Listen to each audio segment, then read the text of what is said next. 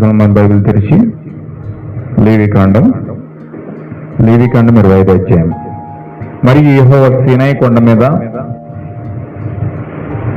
మోషేకు ఇలాగ సెలవిచ్చాను, నీవు ఇశ్రాయేలీలతో ఇట్లనుము, నేను మీకు ఇచ్చిన దేశంలోనికి మీరు వచ్చిన తరువాత ఆ భూమి కూడా యెహోవా పేరట విశ్రాంతి కాలం ఆచరింపవలెను.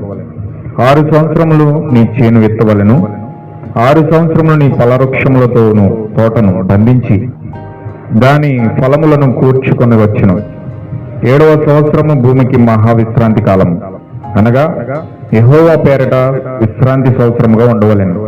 అందులో నీ చేను విత్తకూడదు, నీ ఫలవృక్షముల తోటను శుద్ధీకరించకూడదు, నీ కారు చేల పంటను కోసుకొనకూడదు, శుద్ధిపరచని నీ ఫలములను ఏరుకొనకూడదు. అది భూమికి విశ్రాంతి సంవత్సరము. అప్పుడు భూమి యొక్క విశ్రాంతి సంవత్సరము సస్యము నీకును, నీ దాసికిని, నీ దాసికిని, నీ జీతగానికి, నీతో నివసించి పరదేశికిని ఆహారమగును. మరియు నీ పశువులకును, నీ దేశమంతటకును దాని పంట అంతయు మేతగా ఉండును. మరి 7 విశ్రాంతి సంవత్సరములు, అనగా 7 ఎండ్ల గల సంవత్సరం లెక్కింపవలెను. ఆ 7 విశ్రాంతి సంవత్సరముల కాలము 49 సంవత్సరములగును. 7వ నెల 10వ నాడు మీ స్వదేశమంతటా శృంగనాదం చేయవలను. ప్రాయశ్చిత్తార్థ దినమును మీ దేశమంతటా శృంగనాదం చేయవలను. మీరు ఆ సంవత్సరమును, అనగా 50 సంవత్సరములను పరిశుద్ధపరిచి మీ దేశ నివాసులందరికీ విడుదల కలుగుదని సాటింపవలను. అది మీకు సునాదముగా ఉండును. అప్పుడు మీలో ప్రతివాడు తన స్వాస్థ్యమును తిరిగి పొందవలెను. దేవుడి వాక్యం దీవించును గాక. చిన్న ప్రార్థన చేసుకుందాం. మహోన్నతుడ, సర్వశక్తిమంతుడ, సర్వాధికారి, జీవముగలను ప్రభువ, కృపగలను యేసు, నీ పరిశుద్ధ నామమునకు వందనములు. ఇదిగో ప్రభువ, చదవబడిన వాక్యమును మీరు దీవించండి.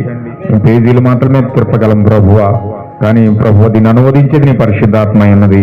నీవే వచ్చి మాతో మాట్లాడండి ప్రభువ. దీని యొక్క నిజమైన అనువాదమును మాకు తెలియజేయండి తండ్రి. వచ్చిన ప్రతి బిడ్డను మీరు దీవించండి ప్రభువ. నీ వాక్యముతో అభిషేకించండి తండ్రి. నీ వాక్యము మీద ప్రత్యక్షత మీరు దయచేయండి ప్రభువ. ఓ నీ అమూల్యమైన వాక్యము తెలియజేసి, ఓ దేవ నిజముగా ఓ నీ యొక్క సింహాసమును మాకు మా యొక్క జీవితంలో బయలుపరచమని ప్రార్థిస్తున్నాం దేవా. ప్రతి బిడ్డను మీరు ఆశీర్వదించండి. నీకు అప్పగిస్తూ ఓ ప్రభువ ఈ యొక్క వాక్యము ఓ దేవ వినబడుతుండగా అల్లరి చేస్తున్న ప్రతి దురాత్మ, దెయ్యపు శక్తులను, అంధకార శక్తులను, ఆకాశ మండలపు శక్తులను, క్రీస్తు ఆత్మలన్నిటినీ ప్రభుని యేసుక్రీస్తు నామములో బంధించండి ప్రభువ. ఎటువంటి నిద్రపుచ్చే ఆత్మలు గాని, బద్ధకపు ఆత్మలు గాని, లేజీ ఆత్మలు గాని పని చేయకుండాన్నట్లు ప్రభు అయిన యేసుక్రీస్తు నామములో వాటన్నిటిని బంధించండి ప్రభువ. ఈ నామములో నీ పరిశుద్ధాత్మ మాతో స్వతంత్రంగా కబలాడును గాక. అప్పగిస్తూ ప్రభుని యేసుక్రీస్తు నామములో ప్రార్థిస్తున్నాం తండ్రి, ఆమేన్. అందరు కూర్చున్నామండి. ప్రభుని యేసుక్రీస్తు నామముకు మహిమ కలుగును గాక. కూడి వచ్చిన సహోదర సహోదరులందరికీ కూడా ప్రభుని యేసుక్రీస్తు నామంలో ప్రతి ఒక్కరికి వందనాలు తెలియజేస్తా ఉన్నానండి. అందరికీ వందనాలు. God bless you all. Shalom all of you. సమయం వాక్యంలోకి వెళ్దాం. లాస్ట్ వీక్ కొన్ని విషయాలు మీతో పంచుకున్నాను.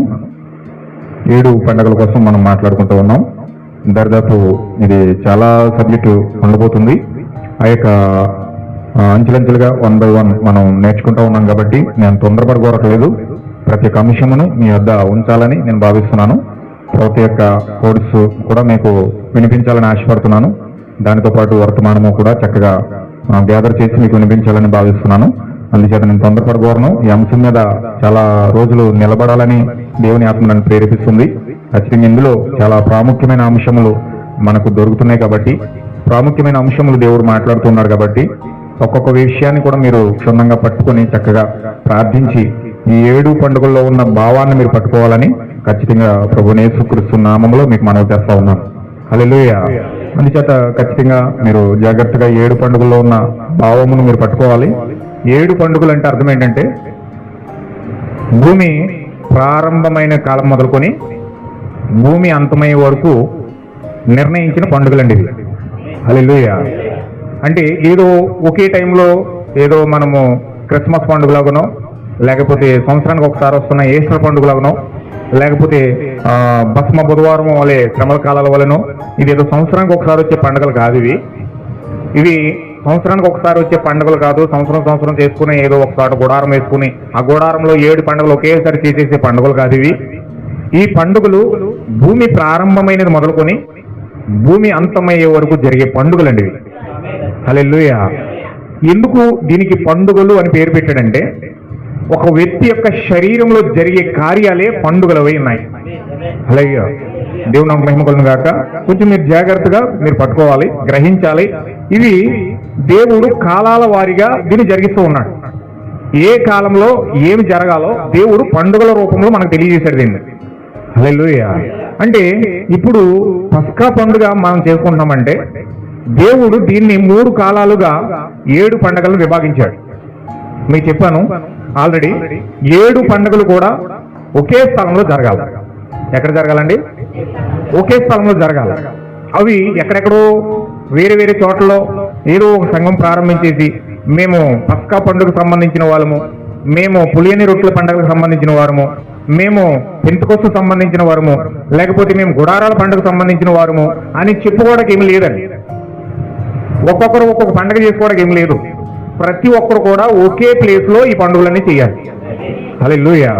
అందుకే దేవుడు ఇజ్రాయేల్ ప్రజలందరినీ కూడా ఆ పండుగలు చేయడానికి పండుగట్టుకుని ఒక ప్రవక్తను పంపించి ఆ ప్రవక్త ద్వారా ఐగుప్తు దేశం నుంచి ఇజ్రాయేల్ ప్రజలందరినీ కూడా విడిపించి వాళ్ళందరినీ కూడా పాలు తేనెలు ప్రవహించి దేశంలోనికి దేవుడు నడిపించాడు.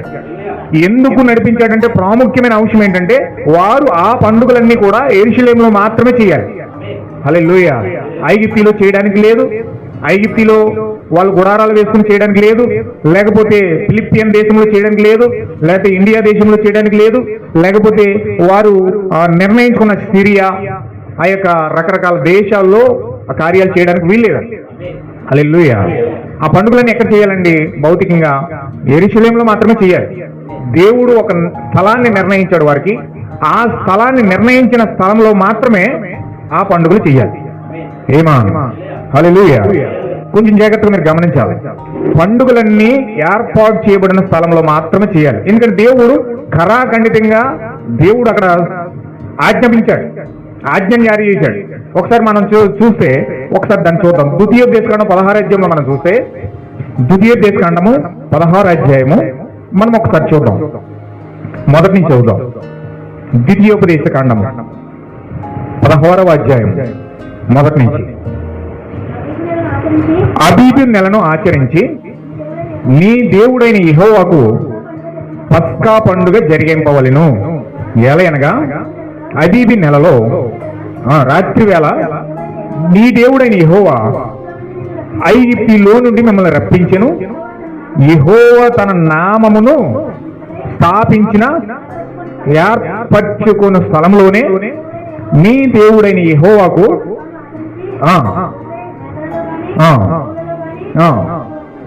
చూడండి అక్కడ ఏం అంటాడండి? నీ దేవుడైన యెహోవా నామమును స్థాపించిన చోటనే మీరు పస్కా పండుగ చెయ్యాలి అన్నాడా? లేకపోతే ఎక్కడ పడితే అక్కడ చేసేసుకోమన్నాడా? ఏమండి? అలా చెప్పలా. పస్కా పండుగ ఎక్కడ చెయ్యాలంటే దేవుని నామం ఎక్కడైతే ఉన్నదో ఆ నామములో మాత్రమే ఏర్పాటు చేయబడిన స్థలంలో మాత్రమే ఆ పస్కా పండుగ చేయాలి. ఎక్కడ పడితే అక్కడ చేయడానికి లేదు. అందుకే పన్నుగట్టుకుని ఆ పస్కా పండుగ చేయడానికి దేవుడు మోషేను పంపించాడు. హల్లెలూయా. మోషేను పంపించడం గల కారణం ఏమిటంటే వారందరినీ కూడా పస్కా పండుగ చేయడానికి పాలు తేనెలు ప్రవహించే దేశమైన యెరూషలేము తీసుకెళ్లాలి. అందుకే దేవుడు పన్ను కట్టుకుని మోషేను పంపిస్తున్నాడు.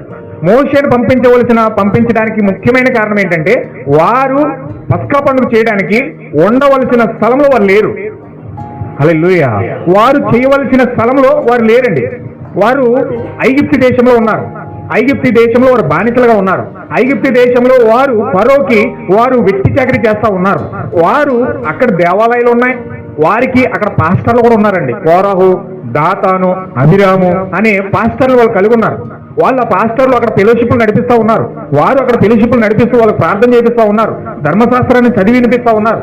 అన్ని కార్యాలు వారికి చేస్తూ ఉన్నప్పటికీ వారు ఉండవలసిన స్థలంలో, చేయవలసిన స్థలంలో, దేవుడు ఏర్పాటు చేసుకున్న స్థలంలో వారు లేరండి. హల్లెలూయా. ఈ రోజు మాదిరిగానే ఈ రోజు ఏ విధంగా క్రైస్తవులు ఆరాధన చేస్తున్నారు, చర్చిలు కట్టుకున్నారు, ప్రార్థనా స్థలాలు కట్టుకున్నారు, అనేకమైన ఆరాధన స్థలాలు వాళ్ళు కలుగున్నారు. కానీ దేవుని నామమును స్థాపించబడిన చోట వారు లేరండి.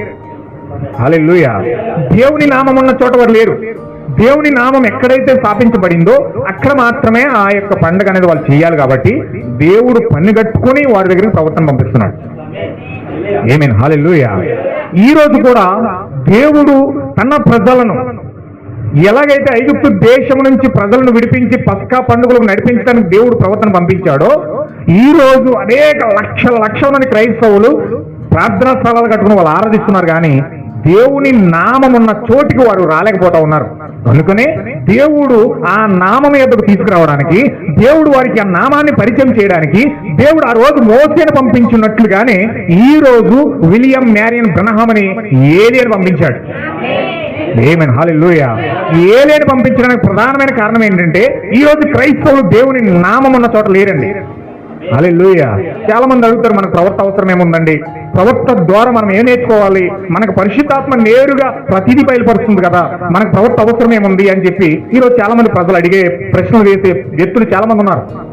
అయితే ఈ రోజు దేవుని యొక్క ప్రవర్త పంపించబడడానికి ముఖ్యమైన ఉద్దేశం ఏంటంటే, నిజమైన క్రైస్తవులు దేవుని ఏర్పాటు చేసుకున్న స్థలంలో, దేవుడు నామము పెట్టిన స్థలంలో వారు లేరు. హల్లెలూయా. అందుకనే ఈ రోజు 7 పండుగలు చేయడానికి ప్రధానమైన కారణం, ఆ రోజు దేవుడు మోషేను పంపించాడు దేనికంటే పస్కాను పరిచయం చేయడానికి. దేవుడు 3 కాలాలుగా విభజించాడు, ప్రపంచాన్ని 3 కాలాలుగా విభజించాడు. ఎలాగంటే చూడండి ఒకసారి, మనం ప్రకటన గ్రంథము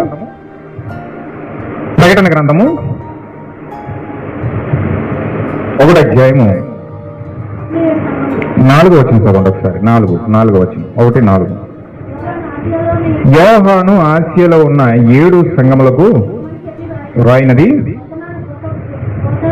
వర్తమాన భూత భవిష్యత్ కాలంలో ఉన్నవాడి నుండి, ఆయన సింహాసనం ఎదుటనున్న 7 ఆత్మల నుండి అని చెప్పి ఇక్కడ మాట్లాడుతూ ఉన్నాడు.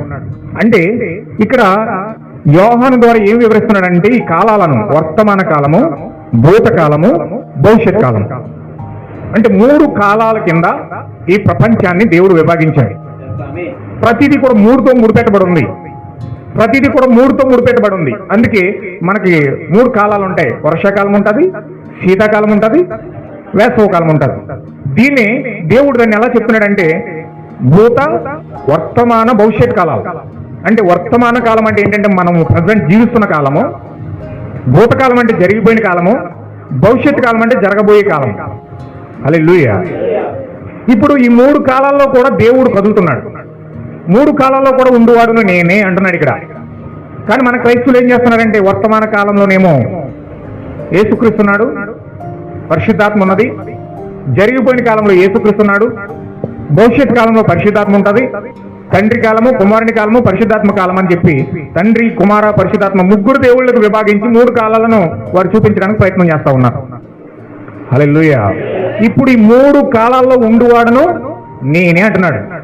అసలు ఎందుకు ఈ 3 కాలాలు విభాగించాడు, అసలు ఈ 3 కాలాలు విభాగించవలసిన అవసరం ఆయనకి ఏమొచ్చింది అని ఈరోజు మనము గ్రంథము ద్వారా మనం పరిశీలిస్తే, దేవుడు మొట్టమొదటిగా ఏ విధంగా ఉన్నాడంటే, కొంచెం చాలా జాగ్రత్తగా మీరు, నేను డీప్గా కొంచెం వాక్యం చెప్పాలనుకుంటున్నాను ఈరోజు, కొంచెం జాగ్రత్తగా మీరు వినాలి.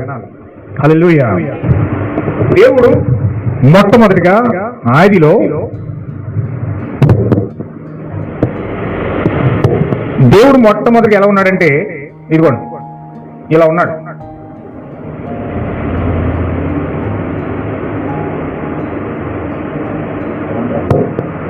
దేవుడు ఈ విధంగా ఉన్నాడు. అంటే ఇది ఒక అగ్నిగోళం అన్నమాట. ఇది ఒక అగ్నిగోళం వలె మండుతూ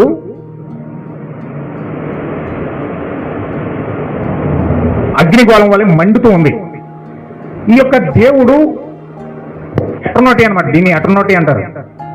ఎటర్నోటీ అంటే ఏ మూల కూడా ఖాళీ ఉందండి. ఇందులో లోపలికి వెళ్ళాలంటే ఏదో పక్క ఖాళీ ఉండాలి. ఇందులో లోపలికి వెళ్ళాలంటే ఆది అంతాలు ఉండాలంటే ఏదో పక్క ఖాళీ ఉండాలి ఇలాగా. కానీ ఏ పక్కన కూడా ఖాళీ లేదు, ఇదంతా కలిపే ఉంది. ఇదంతా ఎటర్నోటీ.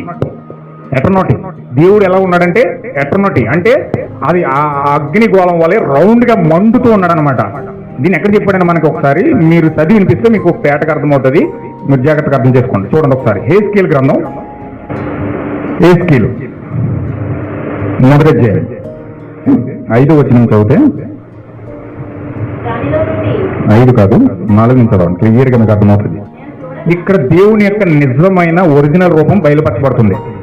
మీరు చాలా జాగ్రత్తగా చూస్తే, నేను చూడగా ఉత్తర దిక్కు నుండి తుఫాను వచ్చిచుండెను, మరియు గొప్ప మేఘము గోళం వలె గుండ్రముగా ఉన్న, ఎలా ఉందండి అది? గొప్ప మేఘం వలె ఉంది. అది ఎలా ఉందంటే గుండ్రంగా ఉంది, అగ్ని గోళం వలె మండిపోతుంది అనమాట. బగ మండుతుంది, అగ్ని గోళం వలె కనబడెను. కాంతి దాని చుట్టూ ఆవరించి ఉండెను. ఆ అగ్నిలో నుంచి కరగబడినదై ప్రజ్వలిల్లుచున్న అపరంజి వంటి ఒకటి కనబడెను. దానిలో నుండి 4 జీవుల రూపము గల ఒకటి కనబడెను. ఇప్పుడు ఈ యొక్క సింహాసనం చుట్టూ 4 జీవులు ఉన్నాయి. తూర్పున ఒకటి, పడమరన ఒకటి, ఉత్తరం ఒకటి, దక్షిణం ఒకటి జీవులు ఉన్నాయి. ఇక్కడ ఈ 4 జీవులు ఉన్నాయి. ఈ 4 జీవుల్లో ఈ బయట ఉన్నాయి ఇవి. ఈ లోపల రౌండ్ ఆకారంలో దేవుడు ఎటర్నటీ కలిగి అగ్ని గోళం వలె పగ మండుతూ ఉన్నాడు అనమాట దేవుడు. వాటి రూపము ఒకటి మానవ స్వరూపం అంటే ఒక జీవి ఉంది. ఒక్కొక్క దానికి 4 ముఖాలు ఉన్నాయి, 4 రెక్కలు ఉన్నాయి. వాటి కాళ్ళు చక్కగా నిలబడినవి. వాటి అరికాళ్ళు పెయ్య కాలు వలె ఉన్నది. అవి తలతలలాడుతూ ఇత్తడి వలె ఉన్నవి. వాటి 4 ప్రక్కల రెక్కల క్రింద మానవ హస్తం ఒకటి హస్తములుండెను. 4గింటికి ముఖముల రెక్కలుండెను. వాటి రెక్కలు ఒకదానికొకటి కలుసుకొనెను. ఏ వైపుకైనను తిరగగా అవన్నీ చక్కగా ఎదుటకు పోవుచుండెను. ఆ 4గింటి ఎదుట ముఖ రూపములు మానవ ముఖం వంటివి, కుడి పార్శ్వ రూపములు సింహము ముఖం వంటిది, ఎడమ పార్శ్వ ముఖములు ఎద్దు ముఖం వంటివి. 4గింటికి పక్షిరాజు ముఖం వంటి ముఖములు కలవు. వాటి ముఖములు చూడండి. అంటే 4 జీవులు ఏంటంటే, ఒకటేమో మనుషుని ముఖం వంటిది, ఇక్కడేమో మనుషుని ముఖం ఉంది. ఈ జీవి ఎలా ఉందంటే మనుషుని ముఖంలా ఉంది. ఈ పక్కనేమో పక్షిరాజు ముఖంలా ఉంది. పక్షిరాజు ఉంది, ఒక జీవి పక్షిరాజు. రెండో జీవి ఇక్కడ సింహం ఉంది. 4వ జీవి ఎద్దు ముఖం. అంటే 4 జీవులు ఉన్నాయి. ఒకటి ఎద్దులో కనపడుతుంది, ఒకటే మనుషుని రూపం వల్ల మనుషుని ముఖంలో కనపడుతుంది, ఒకటే సింహంలో కనపడుతుంది, ఒకటే పక్షిరాజు కనపడుతుంది. చుట్టూ 4 జీవులు ఉన్నాయన్నమాట. వేరువేరుగా ఉన్నాయి. ఒక్కొక్క జీవి రెక్కలలో ఉండెను, కప్పెను, పోచుండెను. ఆ వైపుకే పోచుండెను. ఆ జీవుల రూపములు మండుచున్న రిప్పులతోనూ దివిటీలతోనూ సమానములు. ఆ అగ్ని జీవుల మధ్యను అటు ఇటు వ్యాపించెను. ఆ అగ్ని అతి కాంతిగా ఉండెను. అగ్నిలో నుండి మెరుపు బయలుదేరుచుండెను. మెరుపు తీగలు కనబడు రీతిగా జీవులు అటు ఇటు తిరుగుచుండెను. ఆ జీవులను నేను చూచుచుండగా నేల మీద 4గింటి ఎదుట ముఖముల పక్కను చక్రము వంటిది ఒకటి కనబడెను. ఆ చక్రం యొక్క రూపములు పనియు రక్తవర్ణపు రాతి వలె ఉండెను. ఆ యొక్క 4 ఒక విధముగానే ఉండెను. వాటి రూపములు పనిగా చూడగా చక్రములో చక్రమున్నట్టుగా ఉండెను. హల్లెలూయా. అంటే ఇప్పుడు దేవుడు ఎలా ఉన్నాడంటే రౌండ్ గా అగ్ని గోళం వలె చక్రం వలె ఉన్నాడు అనమాట. అంటే చక్రంలో చక్రం ఉన్నట్టుగా ఇలా ఉన్నాడు. ఇది దేవుని యొక్క రూపం, ఆదిలో మొట్టమొదటి రూపం అండి ఇది. దేవుడు ఎలోహిం అంటారు, ఎలో అని పిలుస్తారనమాట. అంటే దాని అర్థం ఏంటంటే దేవుడు రూపం లేకుండా ఒక రౌండ్ గా ఉన్నాడు. ఆయనకి ఏమైనా రూపం ఉందండి? కాళ్ళు ఉన్నాయా? చేతులు ఉన్నాయా? ఏమి లేవండి. ఒక రూపం లేదు అసలు. అది ఎలా ఉన్నదంటే ఒక అగ్ని గోళాకారం వలె అలా ఉండి ఆ యొక్క భయంకరమైన అగ్ని అటు ఇటు కదులుతుందన్నమాట. దేవుని నాకు మహిమ కలుగును గాక. ఒక వీడియో చూపిస్తున్నాను మీకు, చూడండి ఒకసారి. దేవుని యొక్క రూపం ఆగి ఇలా ఉన్నది. ఇది ఒక అగ్ని రూపం, దానికి రూపం లేదు. అది అగ్ని జ్వాల వలె మండుతుంది, భయంకరమైన అగ్ని. అది వచ్చి ఒకవేళ అగ్ని కనుక వచ్చి ఒక మనిషిలో వాళ్ళంటే నువ్వు వరకు ఆత్మను కోరుకున్నావు అంటే ఆ అగ్ని వచ్చి వాళ్ళంటే మనం కాళ్ళు ఊపైపోతాం. దేవుని యొక్క ఆత్మ ఆదిలో ఒక రూపం లేకుండా ఈ విధంగా ఒక అగ్ని వలె తిరుగుతూ ఉంది. దానికి ఒక రూపం లేదు, దానికి ఒక శరీరం లేదు, ఒక చేతులు కాళ్ళు ఏమి లేవండి. అదొక అగ్ని వలె, ఒక గోళాకారం వలె తిరుగుతూ ఉంది. ఈ దేవుని యొక్క ఆదిలో ఉన్న మొట్టమొదటి రూపం అండి. హల్లెలూయా. దీనిని ఏ మనిషి కూడా తట్టుకోలేడు, దాని ముందు నిలబడజాలడు, ఏ మనిషి దాన్ని చూడలేడు, దాన్ని చూడడానికి ఆ వ్యక్తుల వల్ల కాదు కూడా. హల్లెలూయా. ఇప్పుడు ఏ మనిషి అలాంటి అగ్ని స్వరూపం ముందు నిలబడలేడు. అందుకే ఇప్పుడు వరకు కూడా దేవుణ్ణి ఎవరు చూడలేదు, ఎవరు కూడా దేవుణ్ణి పొందుకోవడానికి సాహసం చేయలేదు.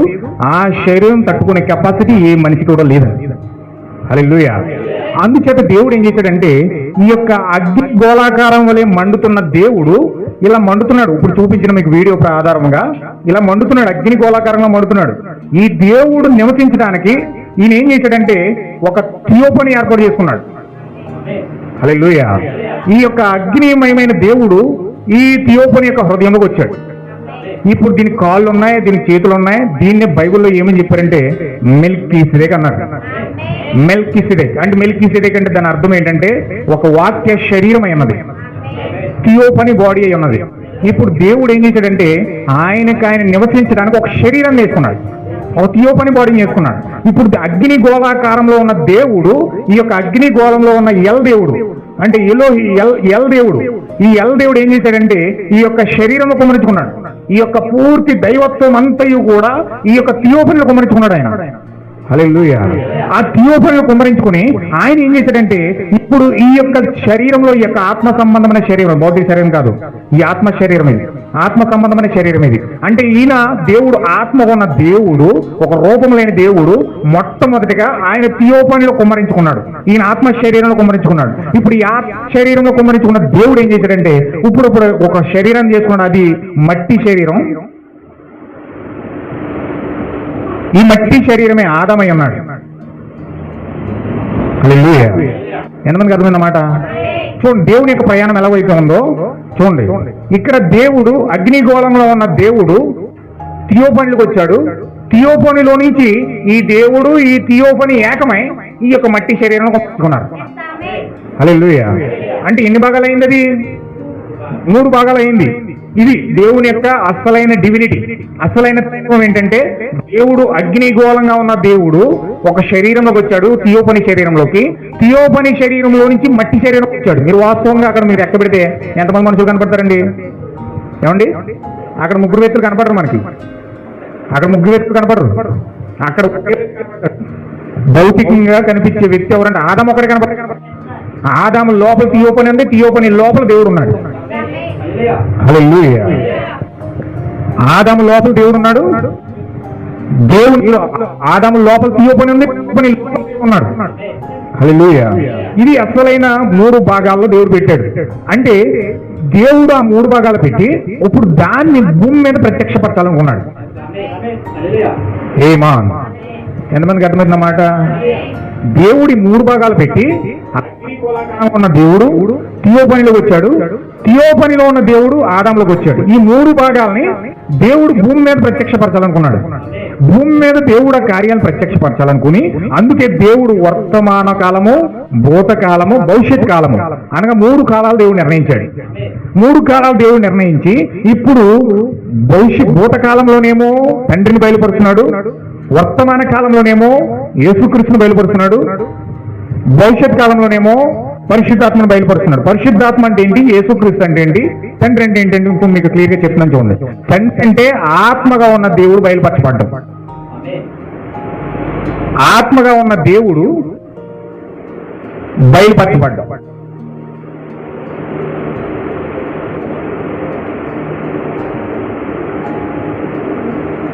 అంటే తండ్రిని బయలుపరచడం. నెక్స్ట్ కుమారుని బయలుపరచడం అంటే థియోపనిని బయలుపరచబడదు. థియోపని బయలుపడే కుమారత్వం. హల్లెలూయా.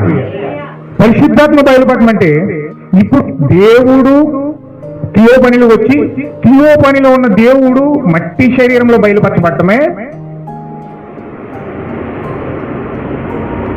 పరిశుద్ధాత్మ ప్రత్యక్షత.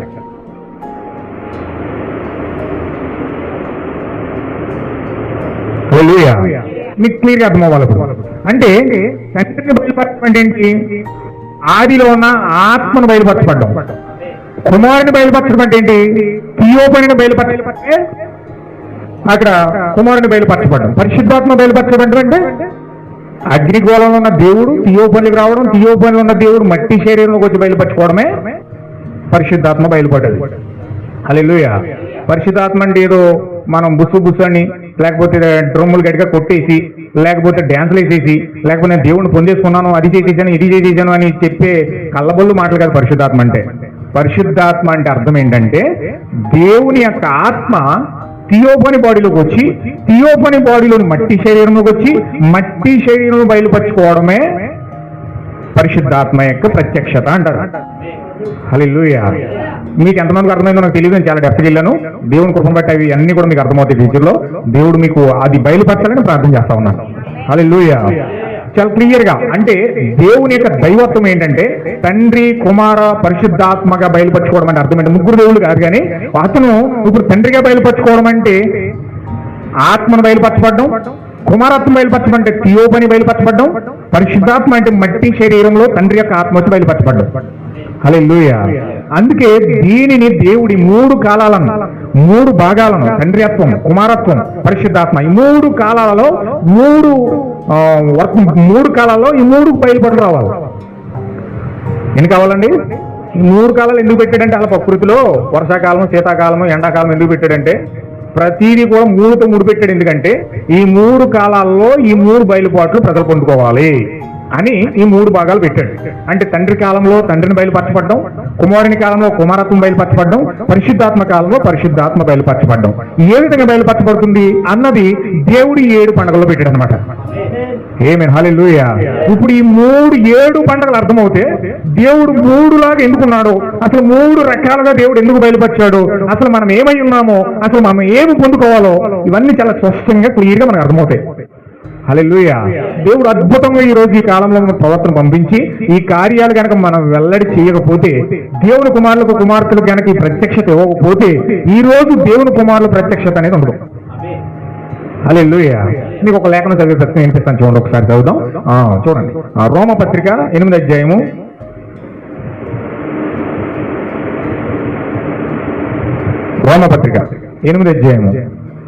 18వ వచనం.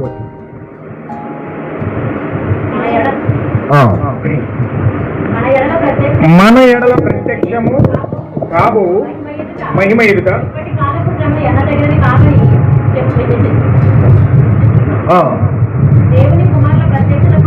దేవుని కుమారుల ప్రత్యక్షత కొరకు సృష్టి మిగుల ఆశతో తేరి చూచుచు కనిపెడుతున్నదట. అంటే ఎవరి కోసం చూస్తుంది ఈ సృష్టి అండి? దేవుని కుమారుల కోసం. ఒకవేళ దేవుని కుమారుల ప్రత్యక్షత అవ్వాలంటే దేవుని కుమారత్వం బయలుపరచబడాలి.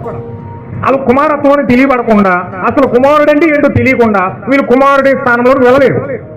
కుమారుడి స్థానంలోకి వెళ్ళాలంటే ముందు కుమారు యొక్క కుమారత్వంలో బయలుపరచబడాలి. కుమారత్వం బయలుపరచబడకుండా కుమారు స్థానంలోకి వెళ్ళలేదు. కుమారుని స్థానంలోకి వెళ్లకుండా సృష్టి విమోచించబడ్డదు. సృష్టి విమోచించబడాలంటే దేవుని కుమారుడు దేవుని కుమారుడి స్థానంలోకి రావాలంటే ఇతను కుమారుడు అంటే ఏంటో తెలియాలి. ఏం తెలియకుండా ఏమని మనం సృష్టిని విమోచించగలుగుతాం? హల్లెలూయా. అయితే అసలు కుమారత్వం బయలుపరచబడాలంటే ఈ కాలం యొక్క ప్రవర్తన రావాలి. ఇప్పుడు ప్రవర్త వచ్చి నీ కుమారత్వాన్ని బయలుపెట్టకపోతే ఈ రోజు నీ కుమారత్వం ఎలా తెలుస్తుంది? చాలా మంది అనుకుంటారు కుమారుడు అంటే కేవలం ప్రభుని యేసుక్రీస్తు అనుకుంటారు. కుమారుడు అంటే కేవలం యేసుక్రీస్తే కుమారుడు, మనం అందరం ఒక కుమారులు అనపడతాం కానీ కుమారులు కాదు. అందుకే యేసుక్రీస్తు దేవుడు కాబట్టి జీవించాడు అలాగా, దేవుడు కాబట్టి బతికాడు అలాగా, దేవుడు కాబట్టి చచ్చిపోవడం లేపాడు, దేవుడు కాబట్టి ఆ యొక్క సముద్రం నడిచాడు, దేవుడు కాబట్టి ఆ కార్యాలన్నీ చేయగలిగాడు. మన మనుషులమండి, మనం ఏం చేయగలుగుతాం? మన వల్ల ఏమవుతుంది? మనం అలా జీవించలేమే, మన వల్ల కాదు అని చాలా కరాఖండితంగా మనుషులు చెప్పేస్తారు. ఆయనతో పోల్చుకోవడం కూడా భయపడిపోతారు. ఎందుకంటే వాళ్ళు ఏమై ఉన్నారన్న సంగతి కనీసంలో కూడా వాళ్ళకి తెలియదు. కనీసం కూడా వారికి తెలియదండి. వారు కుమారులు అన్న సంగతి దేవుని యొక్క ప్రత్యక్షత ద్వారా మాత్రమే వారు దాన్ని పొందుకుంటారు. ప్రత్యక్షతని ఇవ్వాలంటే ఆ కాలంలో బయలుపరచబడుతున్న థియోఫనీ యొక్క ప్రత్యక్షత నీకు రాకుండా నువ్వు కుమారుడు అన్న సంగతి నీకు తెలియదు. ఆమేన్. హల్లెలూయా. కుమారుడు నీకు తెలియాలంటే అసలు నువ్వు పుట్టక ముందు నువ్వు ఏమై ఉన్నావు నీకు తెలియాలి. ఒక ఆయనతో అన్నాను నేను, నువ్వు పుట్టక ముందు నువ్వు ఉన్నావు తెలుసా అన్నాను. పుట్టక ముందు నేను ఉన్నానా?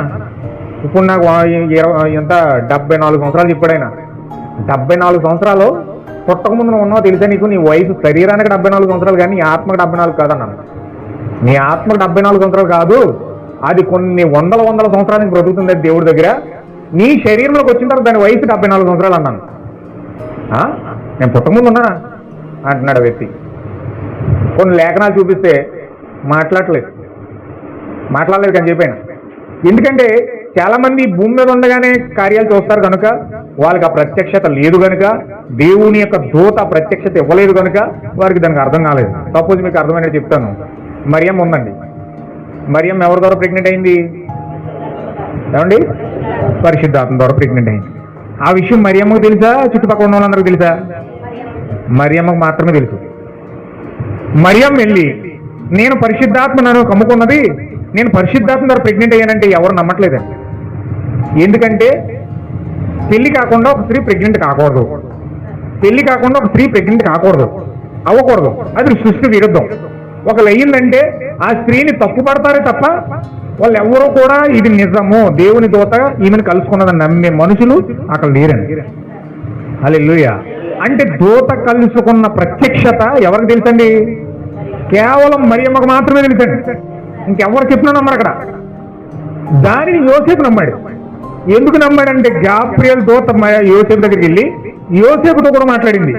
నీ భార్య అయిన మరియా ఏ తప్పు చేయలేదు, ఆమె పరిశుద్ధాత్మ కమ్ముకొనడం ద్వారా ఆమె ప్రెగ్నెంట్ అయ్యింది అని యోసేపుతో గాబ్రియల్ దూత మాట్లాడింది. కాబట్టి యోసేపు నమ్మగలిగాడు. యోసేపు కూడా అప్పటి వరకు కూడా కొంచెం సందేహంలో ఉండిపోయి రహస్యంగా ఆమెను విడిచిపెట్టేద్దామనుకున్నాడు. అమ్మ ఈవిడెవరో ఎక్కడ తప్పు చేసేసింది, ఇలాంటి ఆవిడ పెళ్లి చేసుకుంటే నా పేరు పోతుంది, నాకు బ్యాడ్ నేమ్ వచ్చేస్తుంది అనుకున్నాడు తప్ప యోసేపు అతను దైవికంగా ఆలోచించలేకపోయాడు. కానీ ఎప్పుడైతే గాబ్రియల్ దూత వచ్చి యోసేపుతో మాట్లాడిందో ఆమె ఏ తప్పు చెయ్యలేదు, ఆమె కేవలం పరిశుద్ధాత్మ కమ్ముకొనడం ద్వారా మాత్రమే ఆమె ప్రెగ్నెంట్ అయిందని చెప్పబడిన తర్వాత యోసేపు నమ్మగలిగాడు. వాళ్ళిద్దరికి తప్ప ఇంకెవరికి తెలియదు, ఎవరు నమ్మలేదు కూడా. ఆ యాజకుడు కూడా గేట్ బయట చర్చి బయట కాలు లోపలికి ఎట్టద్దన్నాడు. నువ్వు గనక చర్చి లోపల కాలు పెడితే నా చర్చి అంత మైలు పడిపోద్ది అనుకున్నాడు. యాజకుడు కూడా లోపలికి రానివ్వలేదు. పాస్టర్ కూడా నమ్మలేదండి. హల్లెలూయా. అయితే ప్రకటన గ్రంథంలో మాట చెప్పాడు, పొందుకున్నవాడు తప్ప ఇంకెవరు తెలియదు. ఏంటండి అది? ఆ దూతను కలుసుకున్నవాడు తప్ప ఇంకెవరు తెలియదు. ఒకవేళ చెప్తే మీరైనా సరే, ఒకవేళ నేను దూతను కలుసుకున్న దూత యొక్క మాటలు వినిపిస్తున్నా మీరు పైకి ఆ యొక్క చెవులతో వింటారు కానీ మీ హృదయంలో నుంచి దాని మాటలు గ్రహించలేదు. హల్లెలూయా.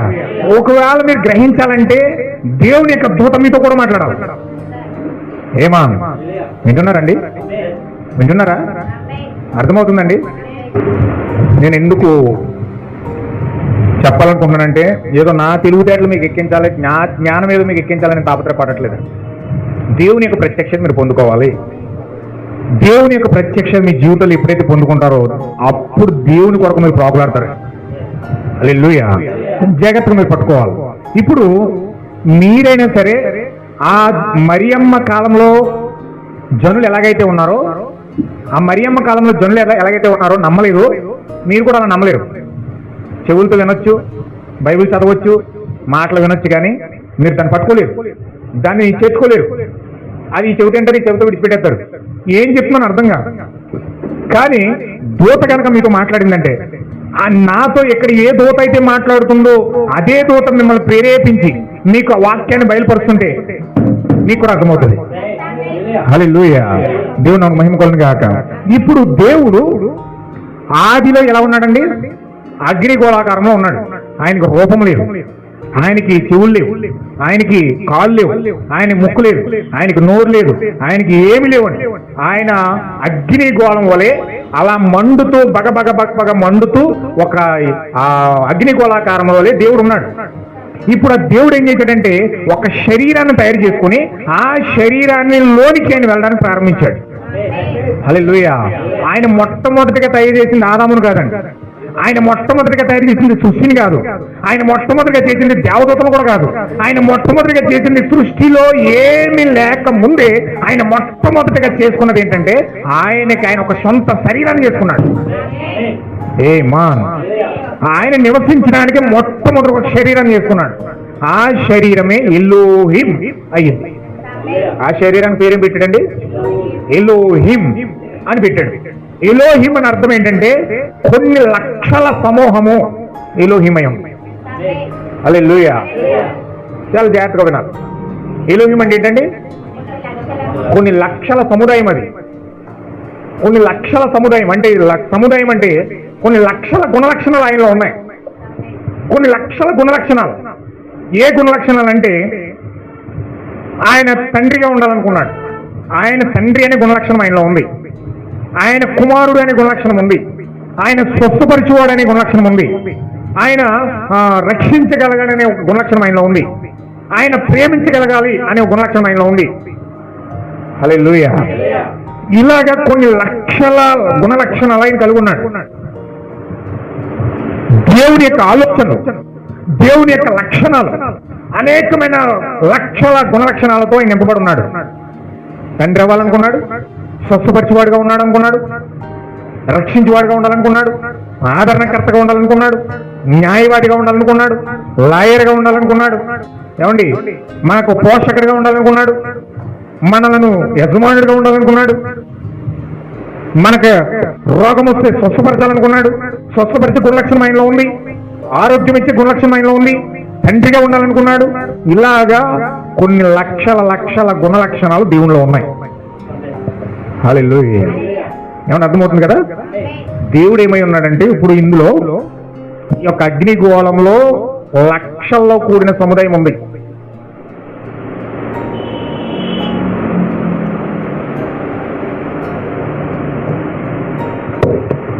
చాలా గుణలక్షణాలు ఆయనలో ఉన్నాయి. ఇప్పుడు గుణలక్షణాలన్నీ కూడా దేవుడు భూమి మీద వ్యక్తపరచాలనుకున్నాడు. ఏమన్నా? హల్లెలూయా. మీకు చెప్తాను. ఆదికాండంలోకి వెళ్దాం. మొదటి అధ్యాయం. ఆదికాండం మొదటి అధ్యాయము 26వ వచనం చదువుదాం. దేవుడు తప్పు చదవకండి. మన పోలిక చెప్పిన నరులను చేయదము అంటున్నాడు ఇక్కడ. దేవుడు ఏమంటే ఈ మాట మీరు అర్థం చేసుకోవాలి. దేవుడు మన స్వరూపమందు అంటున్నాడు. ఈ మన అనే పదం వాడాడు. దేవుళ్ళు ఎంతమంది అండి? వాస్తవంగా దేవుళ్ళు ఎంతమంది? ఒకడే. ఒకడైనప్పుడు నేను అనాలి కదా, నా స్వరూపం అనాలి కదా. ఒకడైనప్పుడు నా స్వరూపమందు అనాలి. కానీ ఇక్కడ ఏమంటున్నాడంటే మన స్వరూపం అన్నాడు. దీన్ని తీసుకుని త్రిత్వవాదులు ఏమంటున్నారంటే మన స్వరూపం అంటే ఒకరికంటే అక్కడ ఎక్కువ ఉన్నారు కాబట్టి, ఒకరికంటే ఎక్కువ ఉన్నారు కాబట్టి అక్కడ తండ్రి, కుమార, పరిశుద్ధాత్మ ముగ్గురు దేవుళ్ళు రౌండ్ టేబుల్ వేసుకుని కూర్చుని ఆలోచించుకుంటూ మన స్వరూపంలో మనుషులు చేద్దాం అనుకుని ఆలోచించుకుంటున్నారు అక్కడ అని వాళ్ళు ట్రాన్స్ఫర్ చేసేసారు. అది ప్రజలకు ఎలా ఉందంటే నిజమే కదా, ముగ్గురు దేవుళ్ళు ఉన్నారు, ఆ ముగ్గురు దేవుళ్ళు ఆలోచించుకుని మనుషులు చేశారు అని మనుషులు అర్థం చేసుకున్నారు. కానీ వాస్తవానికి దేవుడు మన అని ఎందుకు వాడుతున్నాడంటే, ఇక్కడ మన అని ఎందుకు పదం వాడాడంటే ఇప్పుడు దేవునితో పాటు ఇక్కడ దేవుని యొక్క లక్షణాలు కూడా ఉన్నాయి. ఇక్కడ హల్లెలూయా. దేవునితో పాటు దేవుని యొక్క లక్షణాలు కూడా ఉన్నాయి. దేవుని యొక్క లక్షణాలే ఒక్కొక్క వ్యక్తిగా ఒక్కొక్క కాలంలో దేవుడు భూమి మీద వ్యక్తపరుస్తున్నాడు. హల్లెలూయా. ఏమన్నా అర్థమవుతుంది కదా? కొంచెం జాగ్రత్తగా మనసు పెట్టండి. యాక్టివిటీ వెళ్ళనవద్దు, ఎక్కడికి వెళ్ళనవద్దు. ఇప్పుడు దేవునిలో కొన్ని లక్షణాలు ఉన్నట్టుగానే మీలో కూడా 3 గుణలక్షణాలు ఉంటాయి. ఇప్పుడు మీలో కూడా కొన్ని లక్షణాలు ఉంటాయి. ఓ లక్షణం ఇంటికాడ ఉంటుంది, ఓ లక్షణం ఎక్కడ ఉంటుంది. ఓ లక్షణం ఎక్కడో చుట్టాల దగ్గర ఉంటుంది, లేకపోతే ఓ లక్షణం సీటుల దగ్గర ఉంటుంది, లేకపోతే ఓ లక్షణం హాస్పిటల్లో ఉంటుంది. ఓ అలాగా అటు తిరుగుతూ ఉంటాయి. మనుషులు ఎక్కడ ఉంటారు సుమా? ఆ ఆలోచనలు మాత్రం ఎక్కడెక్కడో తిరుగుతూ ఉంటాయి. హల్లెలూయా. మనలో ఆలోచనలు ఎలాగైతే ఉన్నాయో దేవునిలో కూడా ఆలోచనలు ఉన్నాయి. ఆ ఆలోచనలే వ్యక్తులై ఉన్నారు. హల్లెలూయా. ఇంకొక లేఖనం చెప్పాలనుకుంటున్నాను. మరి ఏపీఎస్సీ పత్రిక మనం చేద్దాం. ఇప్పుడు ఒక అద్భుతమైన సబ్జెక్ట్ ఇస్తున్నాడు మనకి. నాకు చాలా ఆనందంగా ఉంది మీకు చెప్తున్నందుకు. మరి మీరు ఎంతమందికి పట్టుకుంటున్నారో నాకు తెలియదు. ఓకే, రైట్, నేను ముందుకు వెళ్తాను. మీరు అర్థం చేసుకుంటే మీ ముఖాలు వెలిగిపోతాయి. ఎఫెసీ పత్రిక 1:4 వచ్చిన చూద్దాం. ఎట్లనగా తన ప్రియుని యందు తాను ఉచితముగా మనకు అనుగ్రహించిన తన కృపా మహిమకు కీర్తి కలిగినట్లు తన చిత్త ప్రకారమైన దయా సంకల్పం చెప్పున యేసు క్రీస్తు ద్వారా తనకు కుమారులుగా స్వీకరించడానికి మనలను ముందుగా తన కోసం నిర్ణయించుకుని ఉండవలనని. ఏమండి, వింటున్నారా రతన గారు? చాలా జాగ్రత్తగా వినాలి. అక్కడ చదువుతున్న మాటలు చాలా జాగ్రత్తగా వినాలి. జగత్తుకి పునాది వేయబడక ముందే ప్రేమ చేత ఆయన మనలను క్రీస్తులో మనల్ని ఏర్పాటు చేసుకున్నాడట. హల్లెలూయా. అక్కడ ఇంకో పదం వాడాడు. ఇక్కడ ఆది కాండంలో మన స్వరూపమందని వాడాడు, మన అని పదం వాడాడు. ఇక్కడ ఎఫెసీ పత్రికలో ఏమంటాడు? మనలను క్రీస్తులో ఏర్పాటు చేసుకున్నాడు అంటాడు. హల్లెలూయా. అంటే మన అనే పదం ఎందుకు వాడుతున్నాడు? ఈ మన అనే పదాన్ని ఎందుకు వాడుతున్నాడు? ఆది కాండంలో మన అని దేవుళ్ళకి సంబంధించినట్టుగా మాట్లాడాడు. ఇప్పుడు ఎఫెసీ పత్రికలోకి వచ్చినప్పటికీ ఆ దేవుళ్ళలో దేవుళ్ళుగా మనలను కూడా క్రీస్తులో ఏర్పాటు చేసుకున్నాడట. హల్లెలూయా. అంటే అక్కడ మన అనే పదంలో ఎవరున్నారు? మనమే ఉన్నాం. ఎలాగా? ఆలోచనగా ఉన్నాం. దేవుళ్ళు ఎలా ఉన్నామండి? చదవండి ఒకసారి, అక్కడే ఉంది జవాబు. ఎఫెసీ పత్రిక మొదటి నుంచి చదువుదాం. దేవుని చిత్తం వలన పరిశుద్ధులకు వాయినది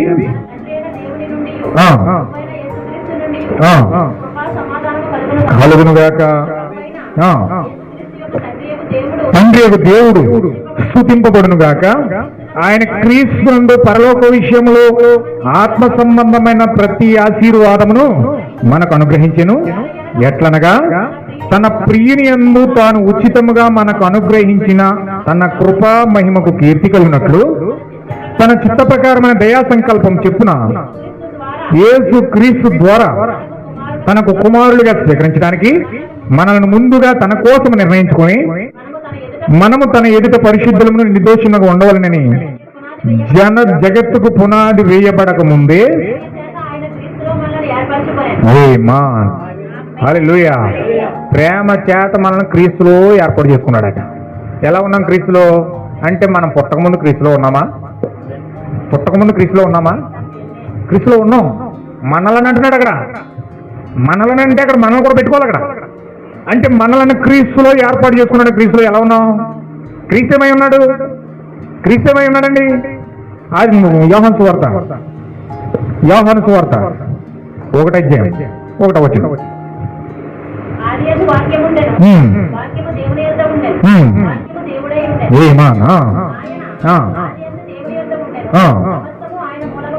1:1 హల్లెలూయా. 14 వచ్చిన చదవండి. ఆ వాక్యము శరీరధారి అయి హల్లెలూయా. యేసుక్రీస్తు ఎవరు? వాక్యమై ఉన్నాడు. ఏమై ఉన్నాడండి? ఆది యందు దేవుడు ఉన్నాడు. ఇదిగో ఆది యందు దేవుడు. ఆది యందు ఎవరున్నారండి? ఆది యందు దేవుడు ఉన్నాడు. ఆ దేవుడు వాక్యమయ్యాడు. ఇదేంటండి? ఇదేంటండి? వాక్యం. దేవుడు ఏమయ్యాడు? వాక్యమయ్యాడు. ఆది యందు దేవుడు ఉన్నాడు. ఈ దేవుడు వాక్యమయ్యాడు. ఈ దేవుడు వాక్యమైన దేవుడే దేవుడై ఉన్నాడు. హల్లెలూయా. అర్థమవుతుందని అదే చెప్తున్నాడు ఇక్కడ యోహాను. ఆది యందు దేవుడు ఉన్నాడు. దేవుడు వాక్యమయ్యాడు. ఇప్పుడు ఆ వాక్యము శరీరధారి అయి మట్టి శరీరంలోకి వచ్చాడు. హల్లెలూయా. ఇప్పుడు తండ్రిని, కుమారుణ్ణి, పరిశుద్ధాత్మని ఎట్ ఏ టైం, ఒకే టైంలో బయలుపరుస్తున్న వ్యక్తి ఎవరంటే ప్రభు అయిన యేసుక్రీస్తు అయి ఉన్నాడు. ఆమేన్. హల్లెలూయా. ఇప్పుడు వాక్యం ఎవరు? ఇప్పుడు ఏమండి? ఎవరు?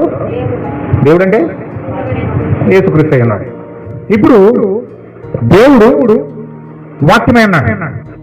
దేవుడు దేవుడై ఉన్నాడు. ఆయన దేవుడు అంటే దేవుడుగా లేడు. దేవుడు అంటే అర్థం ఏంటి? ఏమండి? దేవుడు అంటే అర్థం ఏంటండి? వాక్యం కాదు. దేవుడు అంటే అర్థం ఏంటంటే, దేవుడు గాడ్ అంటే అర్థం ఏంటంటే ఆరాధనకు పాత్రుడు అని అర్థం. ఏంటండి దేవుడు అంటే అర్థం ఏంటంటే ఆరాధనకు పాత్రుడు అని.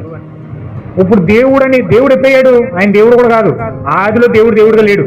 ఇప్పుడు దేవుడు అవ్వాలంటే, ఆరాధికుడు అవ్వాలంటే ఇక్కడ ఆరాధికుడు ఉండాలి. ఆరాధన చేసేవాడు లేకుండా దేవుడు ఎలాగవుతాడు?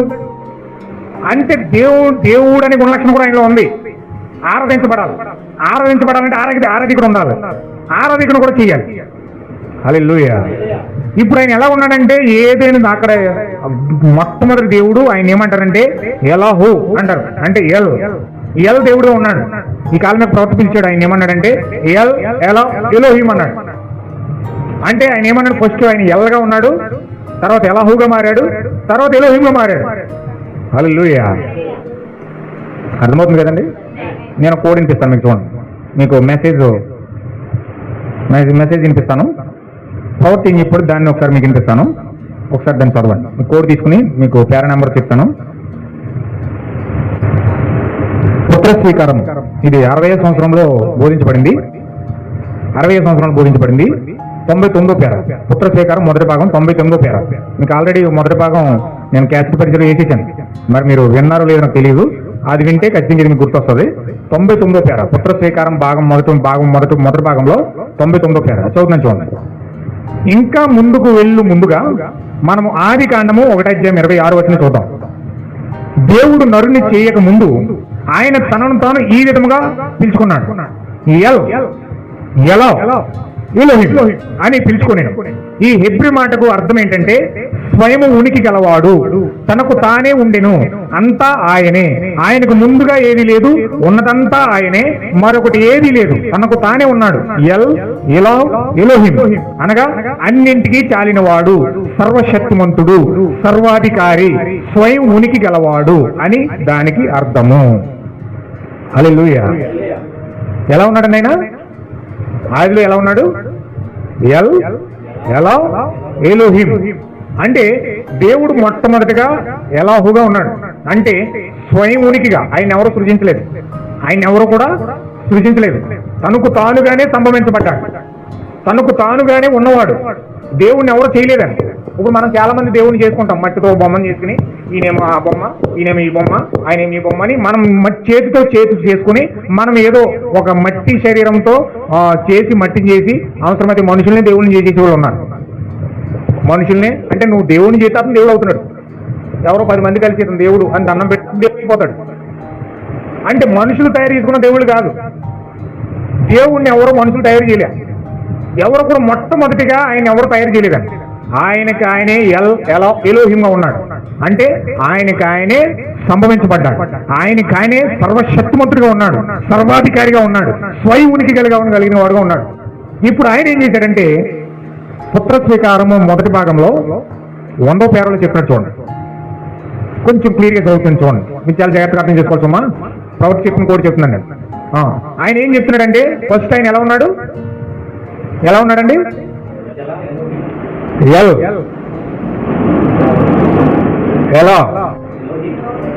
ఎలోహిం ఇలా ఉన్నాడు. ఈయన ఆదిలో మొట్టమొదటిగా ఇలా ఉన్నాడు. ఎలోహింగా ఉన్నాడు. ఇప్పుడు ఎలోహింగా ఉన్న దేవుడు ఇప్పుడు ఎలా మారాడో ప్రవక్త చెప్పినట్టు చూడండి. పుత్ర స్వీకారం భాగం మొదటి భాగంలో 100వ పేరలో ఆది కాండం 2వ అధ్యాయంలో ఆయన మానవుణ్ణి చేసినప్పుడు ఇట్లు పలికాడు, నేను యెహోవాను. దాని అర్థం ఏంటి? స్వయం సంభూతుడనైన నేను నాలో నుండి ఏదో ఒక దానిని నా కొరకు కుమారుడిగా ఉండునట్లు, లేదా తాత్కాలికముగా, లేదా ఒక చిన్నవాణిని నాకంటే ఒక చిన్నవాణిని సృజించుకుంటుని. మహిమ ఎందుచేత? ఆయన మానవుణ్ణి ఇచ్చెను. యెహోవా అనగా చిన్న దేవుడిగా ఉండుటకై ఆయన నరుని ఇచ్చెను. ఎందుకనగా ఆయన తండ్రి దేవుడు మరియు ఆయన నరుని చేసింది. ఈ చిన్న దేవునికి ఉండుటకై కాబట్టి ఆయన ఇక స్వయం ఉనికి గలవాడిగా లేడు. ఆయన తన కుటుంబంతో జీవిస్తున్నాడు. ఎలోహిం, ఇప్పుడు ఆయన యెహోవాగా ఉన్నాడు. యెహోవా అనగా తన కుటుంబముతో నివసించువాడని అర్థము. సర్వ భూమి మీద అధికారిగా మానవుణ్ణి దేవుడు చేసెను. అతడే అధికారి. భూమి మానవుని ఆధీనమై ఉన్నది.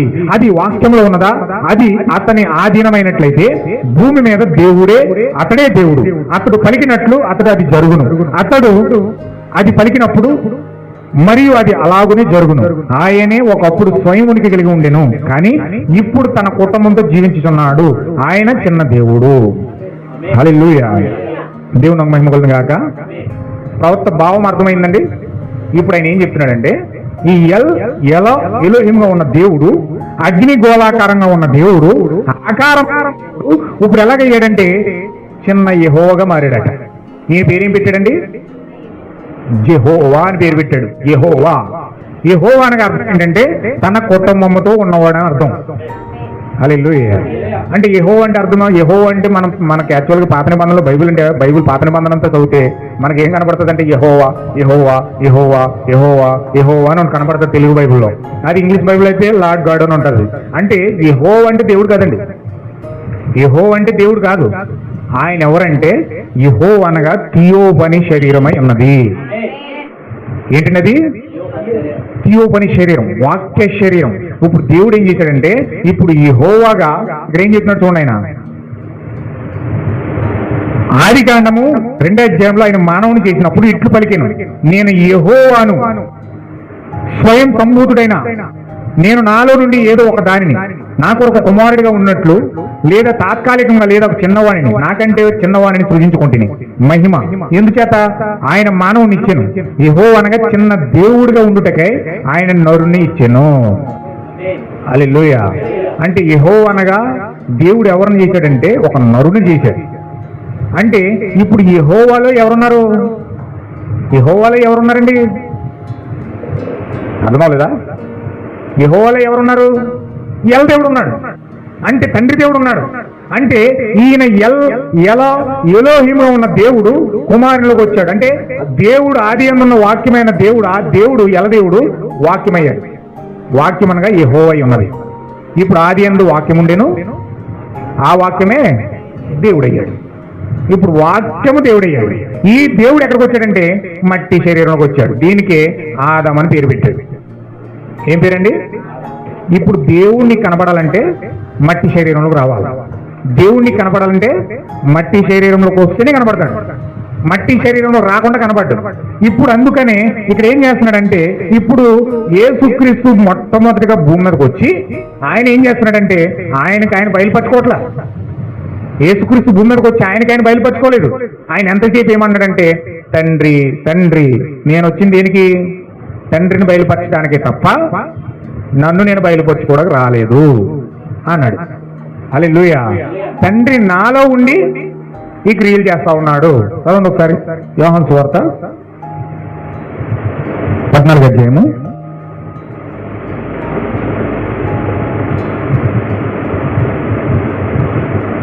యోహాను సువార్త 14వ అధ్యాయము 10వ వచనం.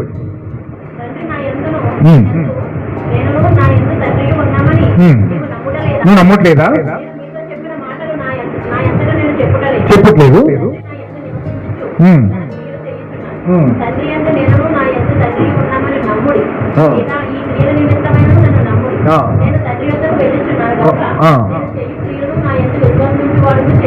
హల్లెలూయా. ఆయన ఏమంటాడండి ఇక్కడ? తండ్రి యందు నేనును నా యందు తండ్రియు ఉన్నామని నువ్వు నమ్మట్లేదా? నేను మీతో చెప్పుచున్న మాటలు నా ఎంతటి నేనే చెప్పట్లేదు. తండ్రి నా యందు నివసించుచు, ఎక్కడ నివసిస్తున్నాడండి? తండ్రి ఎక్కడ నివసిస్తున్నాడు?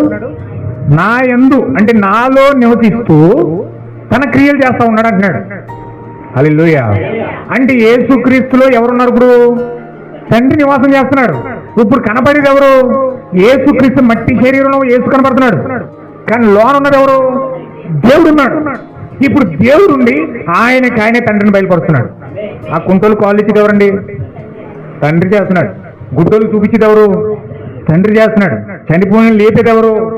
తండ్రిని చేస్తున్నాడు. అంటే ఈ కార్యాలన్నీ సముద్రం మీద నడుస్తున్నా, కుంటలు కాళ్ళు ఇస్తున్నా, గుడ్డలు చూపిస్తున్నా, చనిపోవడం లేపుతున్నా, మోగోళ్ళకు మాట ఇస్తున్నా, ఈ కార్యాలన్నీ యేసుక్రీస్తు చెప్తున్నాడు. తండ్రి నాయందు నివసించుచు తన క్రియలు చేస్తా ఉన్నాడు అన్నాడు. హల్లెలూయా.